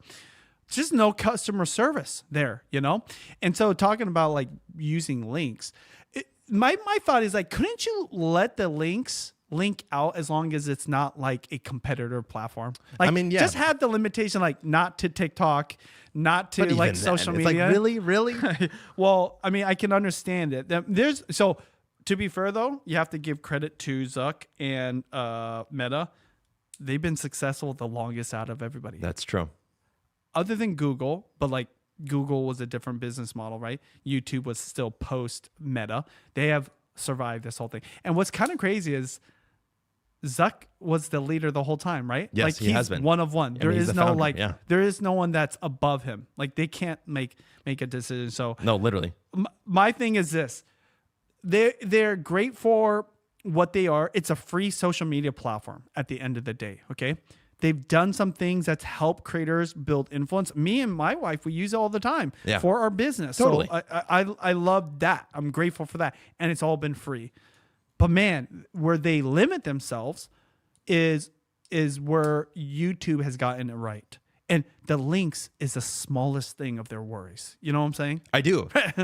And, I think that's the thing is that like one of YouTube's strengths that you're bringing up here is the fact that they just do what's right for creators, because what's right for creators ultimately ends up being right for the viewers, and what's right for the viewers is what's right for the company. And like, to me, it's all one and the same thing. And I don't know, it is an improvement. I'm glad that it's there for you, for those of you who are posting your short form on edits. But I mean, come on, like let's like move into 2026 in my opinion. I will say this. I used edits for the first time. Oh, no way. A week and a half ago. And Tell me what your thoughts are. Well, my number one thing I love is that it has the marker for where the beat is in the song. Oh, interesting. My Kind of like Final gosh. Cut does now. Yeah, Like we probably. talked about, yeah. And that's probably partly AI. But finally, because the way I did it was just by sound. When I hear the beat, because I used to be a drummer, not as good as Nuccioli. But, when you hear that beat, right? That's when you want your clip to cut. To cut, yeah, exactly. To cut. And guess what I did before? I would go through the song and I'd put markers. I go,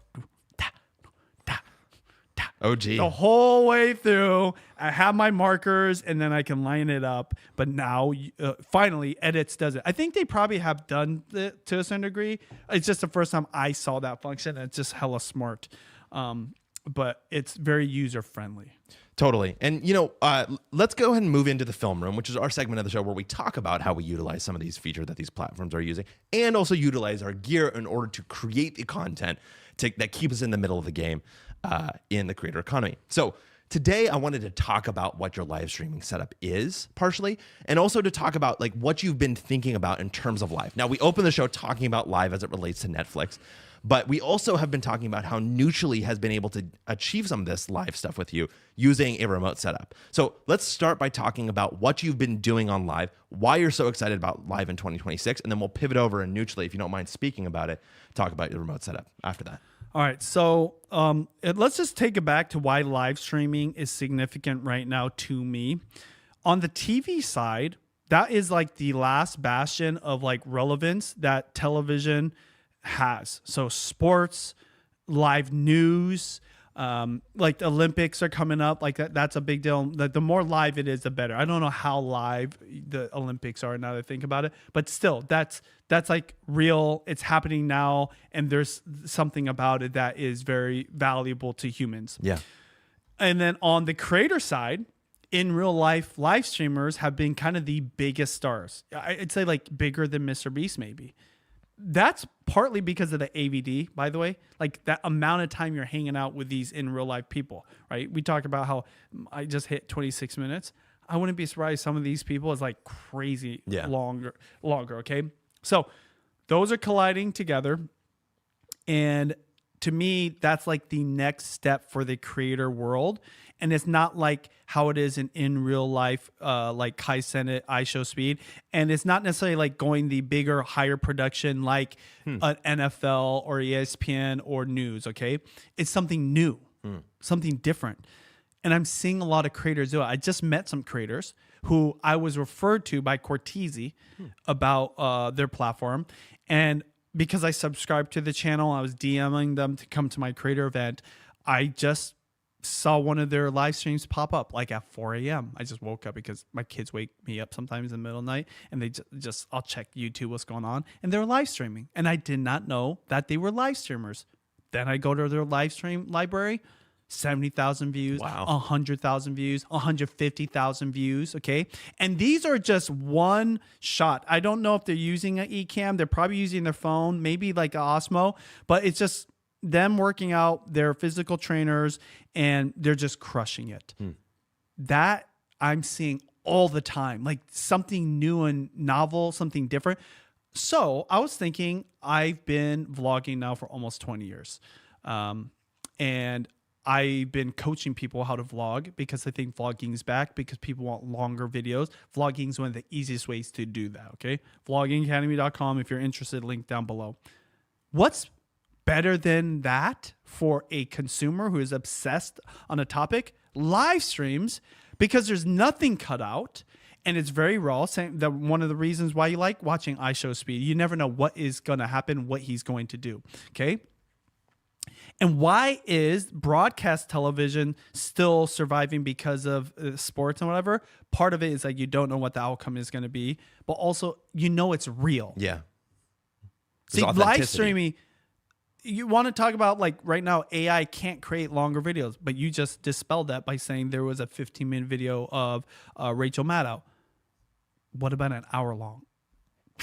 Like the amount of cost or whatever. So I've been live streaming and I've been taking my cooking vlog format that I've been doing, my new vlog method, and I've been applying it to my cooking. Now, the problem with that is if it was just one angle, it could get static and boring for me personally, not for these other people who are killing it, but for me. Because with cooking, you're doing different things at different places. Now, I could bring the camera over to different, and I've done that, and it's worked, okay?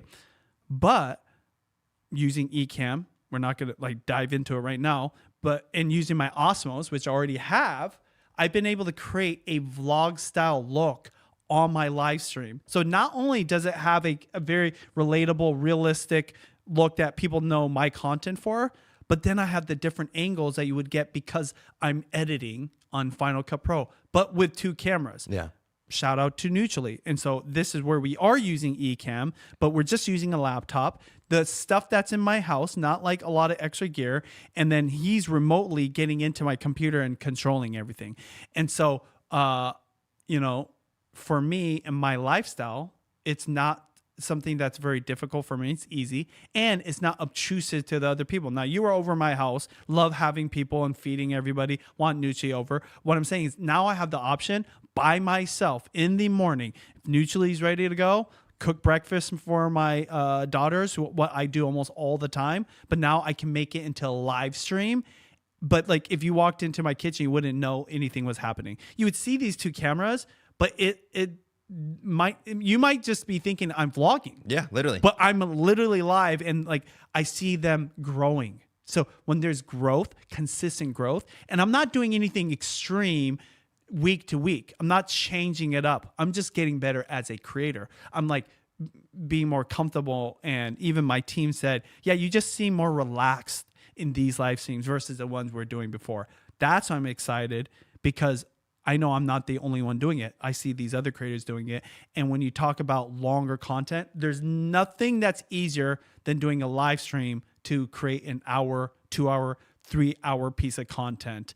And I think it's the future. And this is why I'm doing it and why I'm going to continue doing it all year.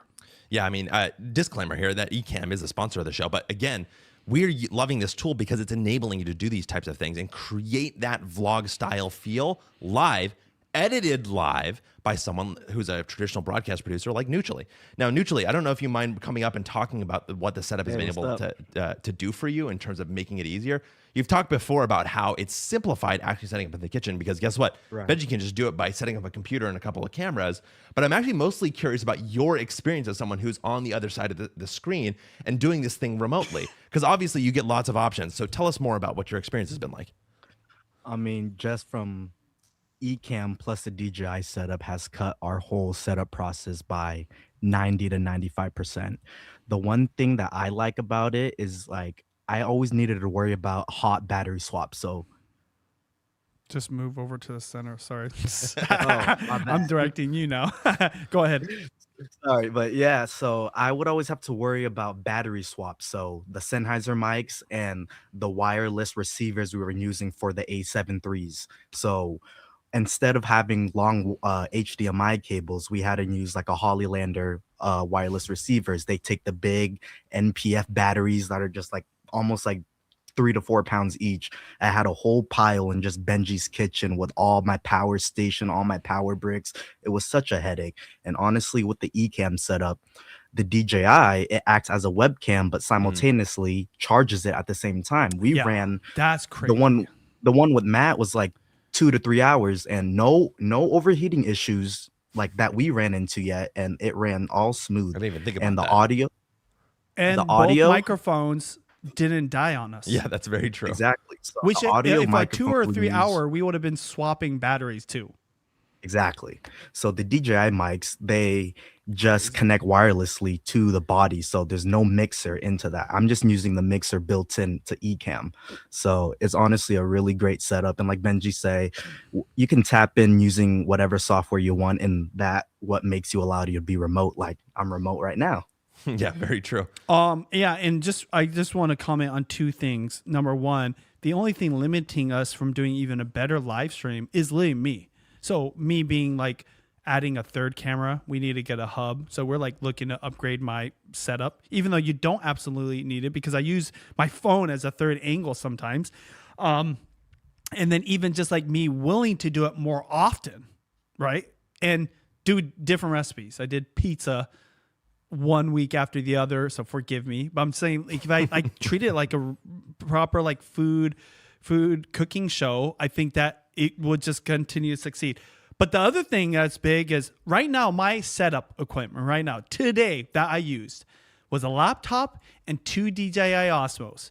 And yes, there was cords. I have to power the laptop and I have USB-C going to both cameras. Let's just go through the list of everything we used to use before we had the Ecamm setup. And neutrally, just fill in the gaps here, okay? I got you. List them. All right.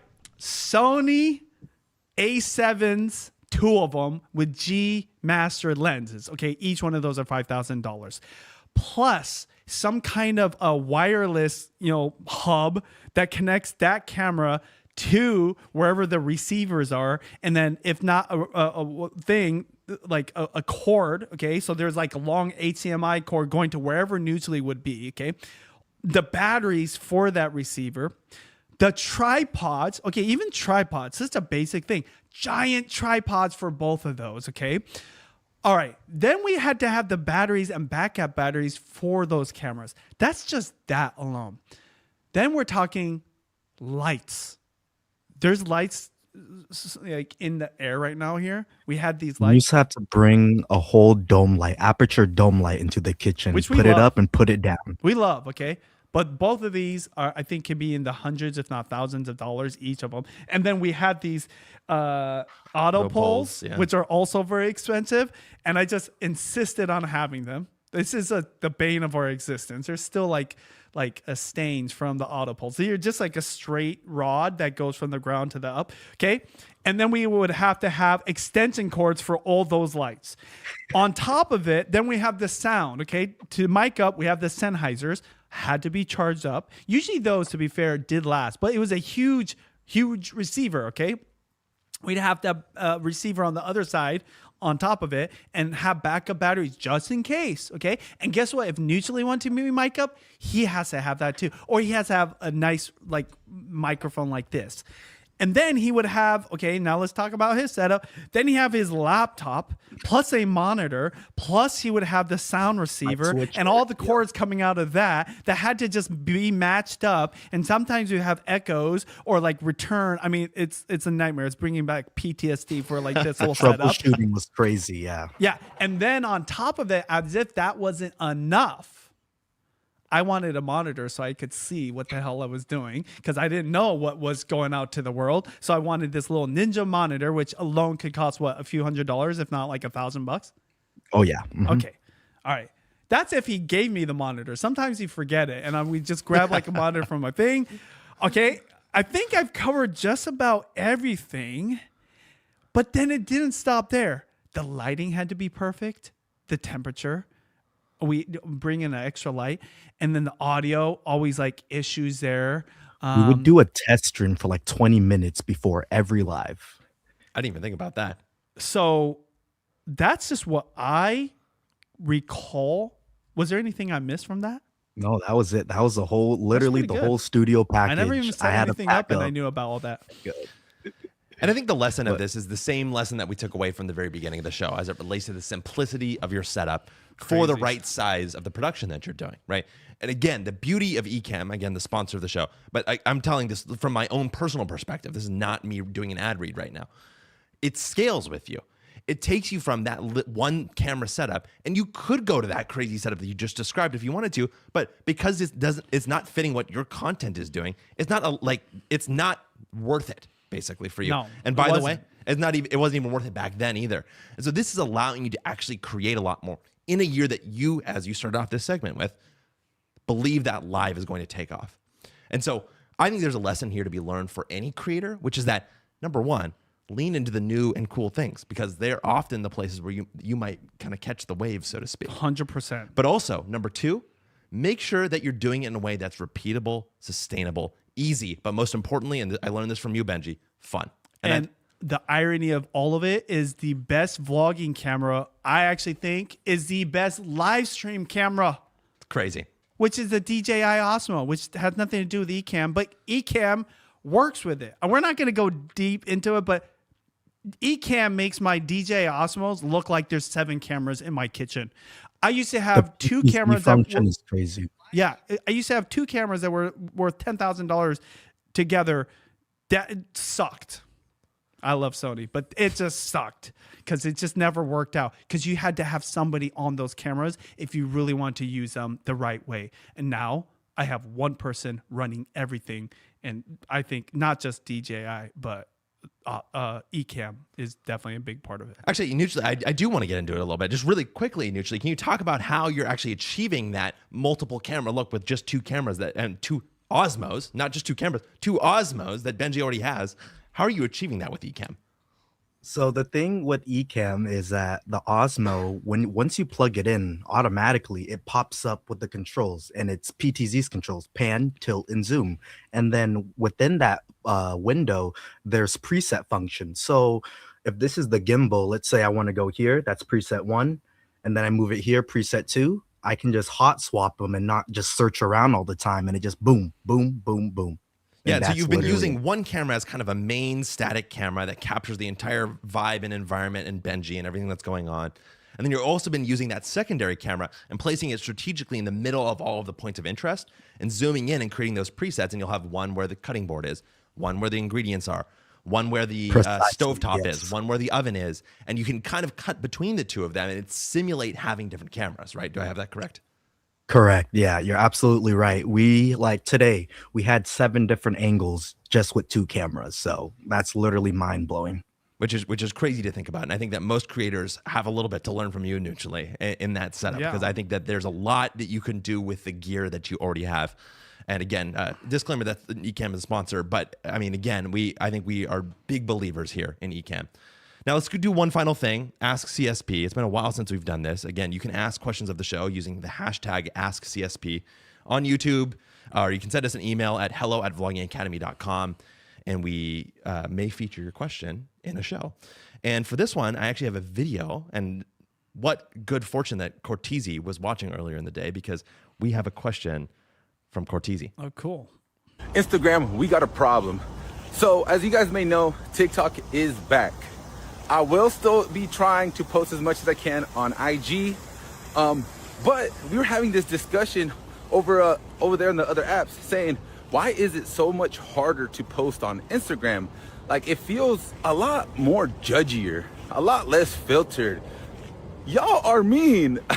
And I'm not saying you guys who follow me, but just the comments here feel like you get attacked more, you get perceived more. And why is that? I don't know. You know, I will be still trying my best to upload on IG just as much as I do on TikTok. But you guys have been great so far. So I haven't really run into that issue so much. Only when some videos start like popping off, those unwanted comments come in. But yeah, man, hopefully I haven't been giving you guys posting fatigue. You know I do pop up in a lot of people's For You pages quite often. And if you guys are sick of me, well, y'all can unfollow. I don't know what else to say. But good morning, Seattle.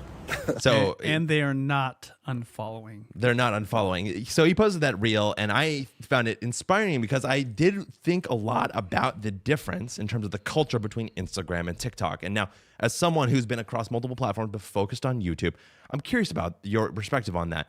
Why is it, to his original question, why is it that it's so different on Instagram than on TikTok? 2 things: because of the way Instagram started and the age of the people on Instagram. Interesting. The way it started was it had to be Instagram pretty, right? Was that the term they used to use? I think so. Yeah, just it had to be Aesthetically, yes. aesthetically pleasing. You had to have the dope shot, right? And there was an era where the photos got better and better because it was a photo thing.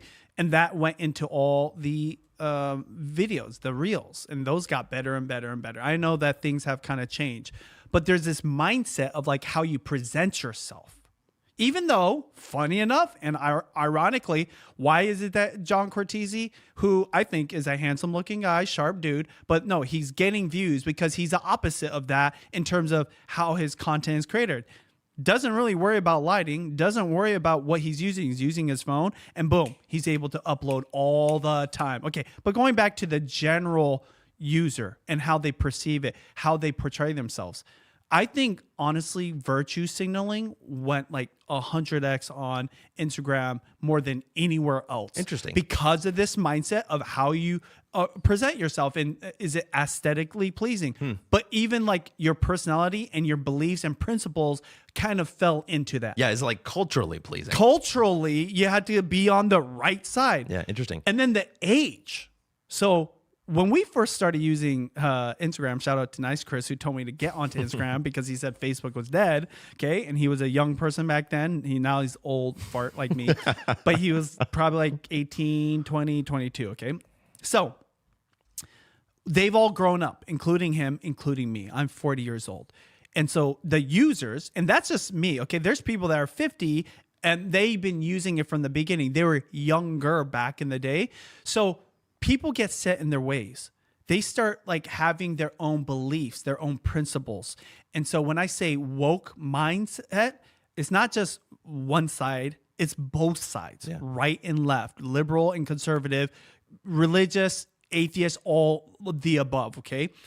And if you combine that, being set in your ways, and you really believe this thing, you know, like somebody asked me, what does being woke mean? And again, this is not just for one side. It's for both sides. It's when you are virtue signaling in a way where you feel like the other people need to believe what you believe. Okay. Interesting. And that is just gone out of control on Instagram. So when he says, y'all are mean, these are just people that believe what they believe so much. They're living in their algorithmic bubble. And so they think they're right. So anytime you see somebody disagreeing or having just a different perspective, attack. Interesting. And that's what he's talking about. He doesn't know that. It's just like people that don't know that they are being mean. They just think this is normal. Everyone else is doing it. I'm on the right side. So, you know, I'm justified in doing this. Age and how the platform started versus TikTok. TikTok was like everything for everybody. And in fact, in a weird way, this is kind of ironic because, you know, Chinese government, communists, they're not really pro free speech. They definitely are probably, you know, managing certain messages. But for the most part, like you're getting tons of different perspectives from, guess what? A younger crowd that just thinks differently. This is just the way of the world. It's not unique to now. It's go way back. This is why I've always made it a point. Nuclearly started working with me when he was really young. His age and his perspective was one of his superpowers on the team because he would tell me what was cool and what was not cool. Very true, okay. yeah. Because I'm not cool. I need people to tell me when I need to get rid of certain clothes that just aren't in style anymore, even though they come back in style sometimes, right? Like, it's just funny how that works. Point I'm trying to make is Instagram is old and kind of set in their ways. TikTok is the new, okay? I won't name any names, but it's interesting when I meet people that tell me about their perspective and their maybe like their beliefs and what side of the aisle they are. They're so much more comfortable telling me versus if I talk to somebody my age and they know they might have a different belief than me, unless they're like super woke and just like angry at the world, then they'll tell you. And then if they like sniff out anything different from them, they're like, you're the problem, blah, blah, blah. Okay. By the way, I'm saying all this. You don't know what side I'm on. Okay. I don't think it actually matters. I think it's important to believe what you believe, but you don't have to tell everybody, right? But on Instagram, that's what it feels like. So you think there's an explicit political bent to what your people are experiencing on TikTok, and that's what part of not it. TikTok, on Instagram, I mean. But you're saying that culture actually pervades things other than politics is what you're getting at. Which kind of makes sense until you think about like, well, the same thing does happen on TikTok, but the difference is younger people, they're kind of easier to kind of like change your perspective. When you're older, you're set in the ways. We all know we have that older relative, maybe a grandma, a grandpa, or just like that uncle that's like 80 years old. He'll never change, right? For his thinking. Younger people, they're open to it, even if they don't think they are. It happens a lot more. So I think that all is playing into it. Okay. Because don't get me wrong, there's some extremes on TikTok that I think are like dangerous, both sides. Okay. And I'm not trying to say anything about politics. I'm saying about everything, parenting, lifestyle, politics, culture, food, health, all those kind of things. But the difference is maybe more open to kind of like changing your perspective as a young person. That's like they always say, right? Like when you're young, you're a liberal. Well, then when you get old, you turn conservative or whatever like that. That's what I see is happening on Instagram. And, you're seeing more and more people saying like, I don't feel like I have to tell you what I believe. But then there's like that whole crowd's like, your silence is like hurting the cause or whatever. No. And on TikTok, what's funny is there's so much content because it's 100% short form, right? It's 100% TikToks that there is different like things. Like there's not as much of a clear divide. There's more nuances. What do you think, Nujali, since you're the resident young person? And don't just agree with me. I want you to tell me if I'm incorrect. I mean, for Instagram? No, for both. What I said about both platforms. Why would Instagram be meaner? Why would Cortese say y'all are mean and then not necessarily say that about TikTok? I don't really know how to voice what I'm feeling, but I really understand what you guys mean because with the content I watch, it's two different people, but on TikTok, it's all family. Like, oh, so cute, so nice. On Instagram, they're just going in. I'm like, dang, that's mean. But I really, truly think it's just the demographic who are on Instagram rather than TikTok, because TikTok, going back to it, all the Chinese stuff and this and that, depending on where you were on the decision board, you deleted TikTok right away because you didn't want your information going to China or anything. Yeah. So those people went to Instagram. So all those people that doesn't like TikTok and what it stands for and who owns it, they're on Instagram, and that's why they're commenting those mean things. Interesting. I mean, to me, I sort of feel like it's a combination of all the things that you guys have said, and I think it boils down to like sort of a abstraction of the two things that you brought up, Benji, is just the expectations that each of these platforms have. Part of that is algorithmic things as well, like what is being served and where, because guess what? The home feed still exists on Instagram. Even though it's algorithmic, it still has a different approach than like a feed-based, 100% short form feed-based platform does as well. And like that was one of the things that Cortese mentions there as well, which is that, oh, maybe I'm fatiguing you guys by posting too much. Whereas on TikTok, that's not even a question because the algorithm is so powerful. The culture around comments too is distinctly different. And I think you're going to 100% agree, but definitely disagree with me if I'm incorrect. The culture of commenting on TikTok is way less serious. People are joking. People go to the comments to get a laugh, to see how crazy whatever someone's going to say. And that almost becomes a post in itself. Yeah. Like there's commenters. It reminds me a lot of Reddit, actually. Reddit was the same way. I've never been on Reddit. I'm not that familiar. But on Instagram, because again, what I said, the way it started and who's on there, there's a lot more like, you're attacking my identity or attacking of someone's identity, and it's way more serious, just like what Nuchili said. And that isn't 100% the case on both, right? There's a little bit of meanness happening on TikTok, just like there's meanness on Instagram. I just think that there's more, and it's funny, and this is the craziest thing. Why did it get on Instagram? Because a young person said Facebook is dead and Instagram was a new thing. This is what all the kids are doing. Those kids have become old. The way I would look at it is it's just older people on Instagram, it's just younger people on TikTok. And those cultures, think about it. When you're younger, you just joke around a lot more. When you're older, you have less time to joke around. I'm not saying everyone doesn't joke around. Like me personally, I don't take it too seriously what people say, but that's also because I've been a creator long enough to know like anyone can say anything. You don't know where they're coming from, and they're standing behind a keyboard and the internet privately, right? Exactly. Not like putting themselves out there. Versus me, I put it all out there, right, with my stuff. And on TikTok, again, the culture around commenting is almost supposed to like poke fun and to like share a different perspective and say it. But you as a creator, I'm not saying this are all creators, because creators do probably get hurt or whatever. They just like brush it off a little easier. They kind of laugh about it, okay? And I think part of that is because there's just more comments, more commenters, more content on TikTok than there is on Instagram. I'm guessing that's the case. Yeah, it would be an interesting thing to look up. And, you know, one of the things for me is that, you know, it really does just boil down to the kind of flavor of the platform overall, right? And you made a comment during Cortese's question about, you know, oh, they're not, right? I think you're saying they're not like unfollowing because of that. Yeah, they're not unfollowing. Yeah, because he's still getting views, right? Yeah, he's still getting views, and actually, honestly, probably growing there as well. And so maybe that's one way you can help us close out today, which is speak to the power of those creators who do brave those storms a little bit, and tell us a little bit about why someone like Cortese may find it worth it to brave those storms. 100%.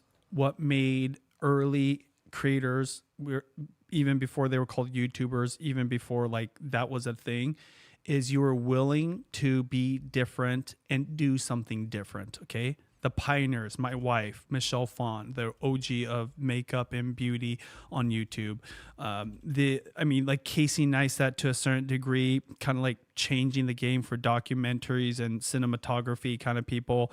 And there's just so many other people. It's like being different was required, because doing YouTube and social media was like a weird thing. It was like unusual. It was like apart from the pack. Okay. So fast forward, that's still the case. The difference is now so many more people have opinions on what you're doing that's different, whatever. But it wasn't the person doing what everybody else was doing that won in the first place. And that's still not the case right now. So in terms of being different, that's like a prerequisite, okay? Secondly, if you're wanting to do the next thing, well, guess what? You have to be innovative. You have to be creative. You have to be willing to experiment.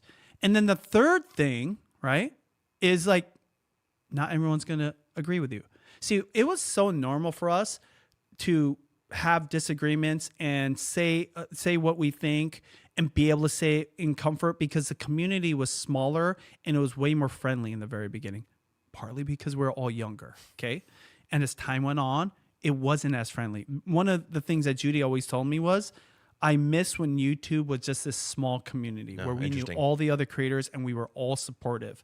Fast forward 10 years and definitely 20 years, it's not like that. It's what Cortese is saying. We're talking about Instagram and TikTok. Same thing kind of happened on YouTube, okay? Like similar type of like, yeah, people, I would argue, attack even more on YouTube. Look at my comment section. Yeah, that's not just age, okay? So for the creator that is navigating, especially right now, we got all kinds of geopolitical things within our country. You know, we got some challenges, okay? And those are creating fear and indecision. I just saw a recent creator say, like, I've been kind of silent and kind of not posting because I'm scared to post.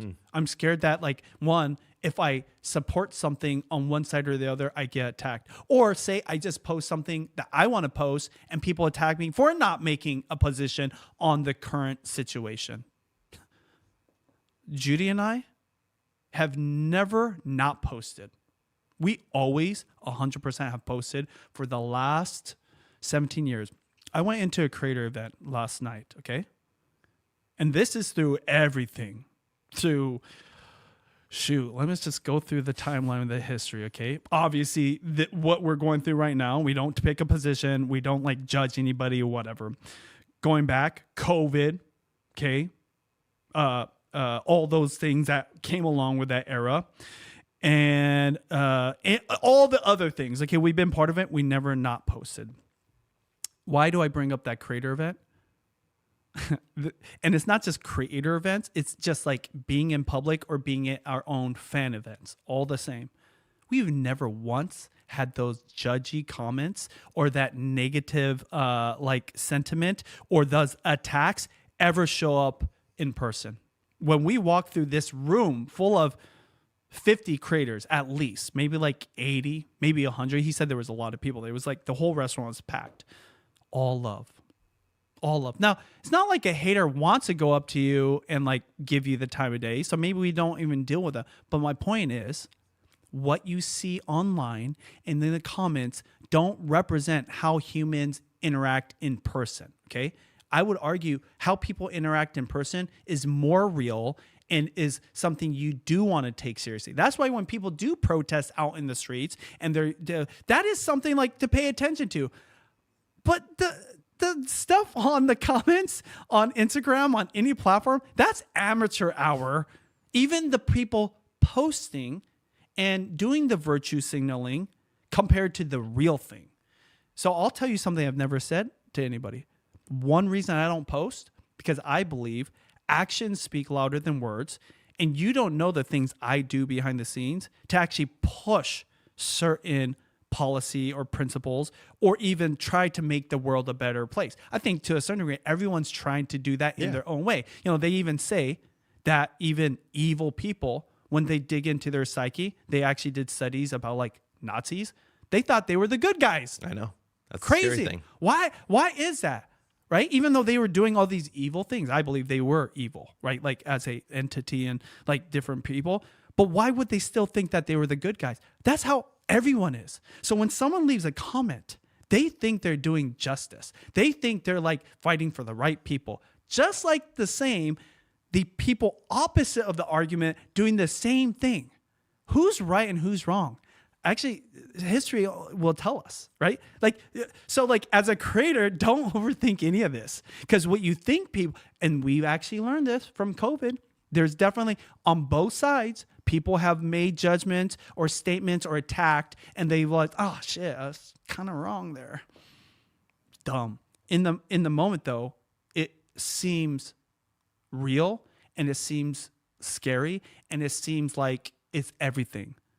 But as a creator, you didn't get successful because you worried about someone's opinion. You got successful because you created something of value and people valued that and they wanted to watch more of it. So John Cortese, one of the reasons why he's winning. And I actually know about challenges he's got. I know about some of the things that he deals with that any creator does, right? We're friends now, so we talk. But what's funny is throughout all of it, 5 to 7 posts a day. Versus that other person, I don't even have to name them because they probably represent a lot of creators that aren't doing anything, don't post anything.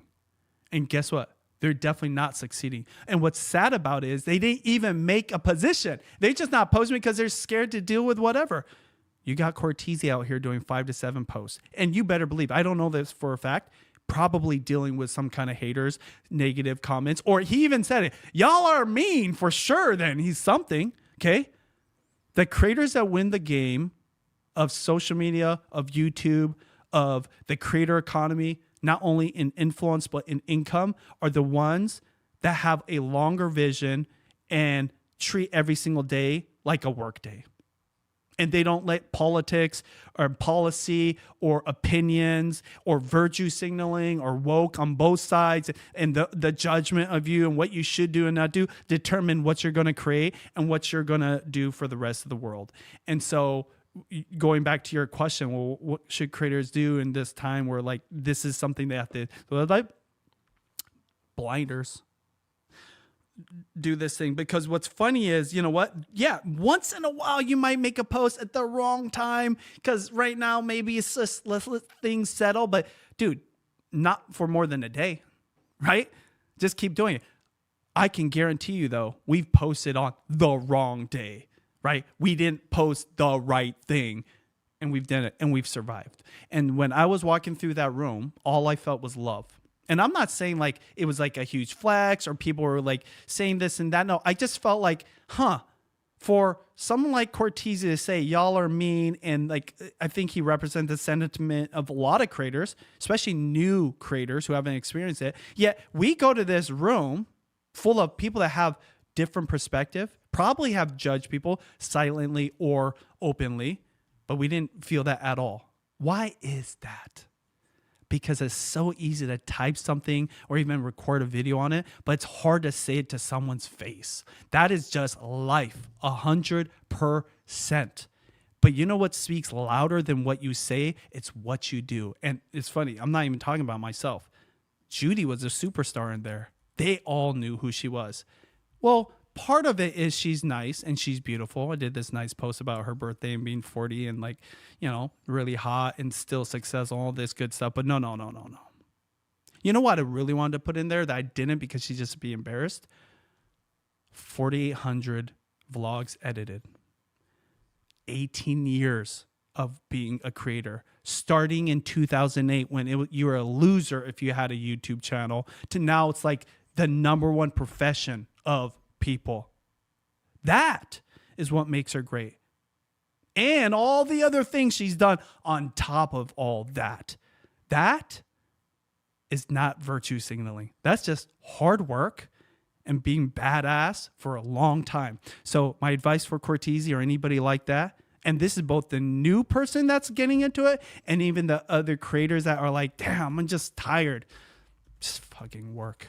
Just focus on what you're good at and do that as much as possible. And if that's not enough, I'm showing you that, okay? I did not have to vlog 30 days in a row. I don't have to live stream, right? I don't have to do all these things. But I know that when you do that enough, guess what? Even the people that hate your way of thinking or living life will start listening to you. And what's funny about that is it's exactly what they wish you did to their words. But man, results and receipts, that's the ultimate everything. And so that's why I respect creators that are doing their thing. And that's why it's a shame when you let all these haters slow you down. In hockey, we say win or lose, leave it all out on the ice. Great thanks to our sponsor, Ecamm Live, the powerful live streaming platform for Mac. You can learn more about Ecamm Live at the link in the show notes, and you can get 15% off and support the show with our code BenjiTV15. Also, thanks, as always, to the students of Vlogging Academy, and thank you so much for listening. We'll see you next week.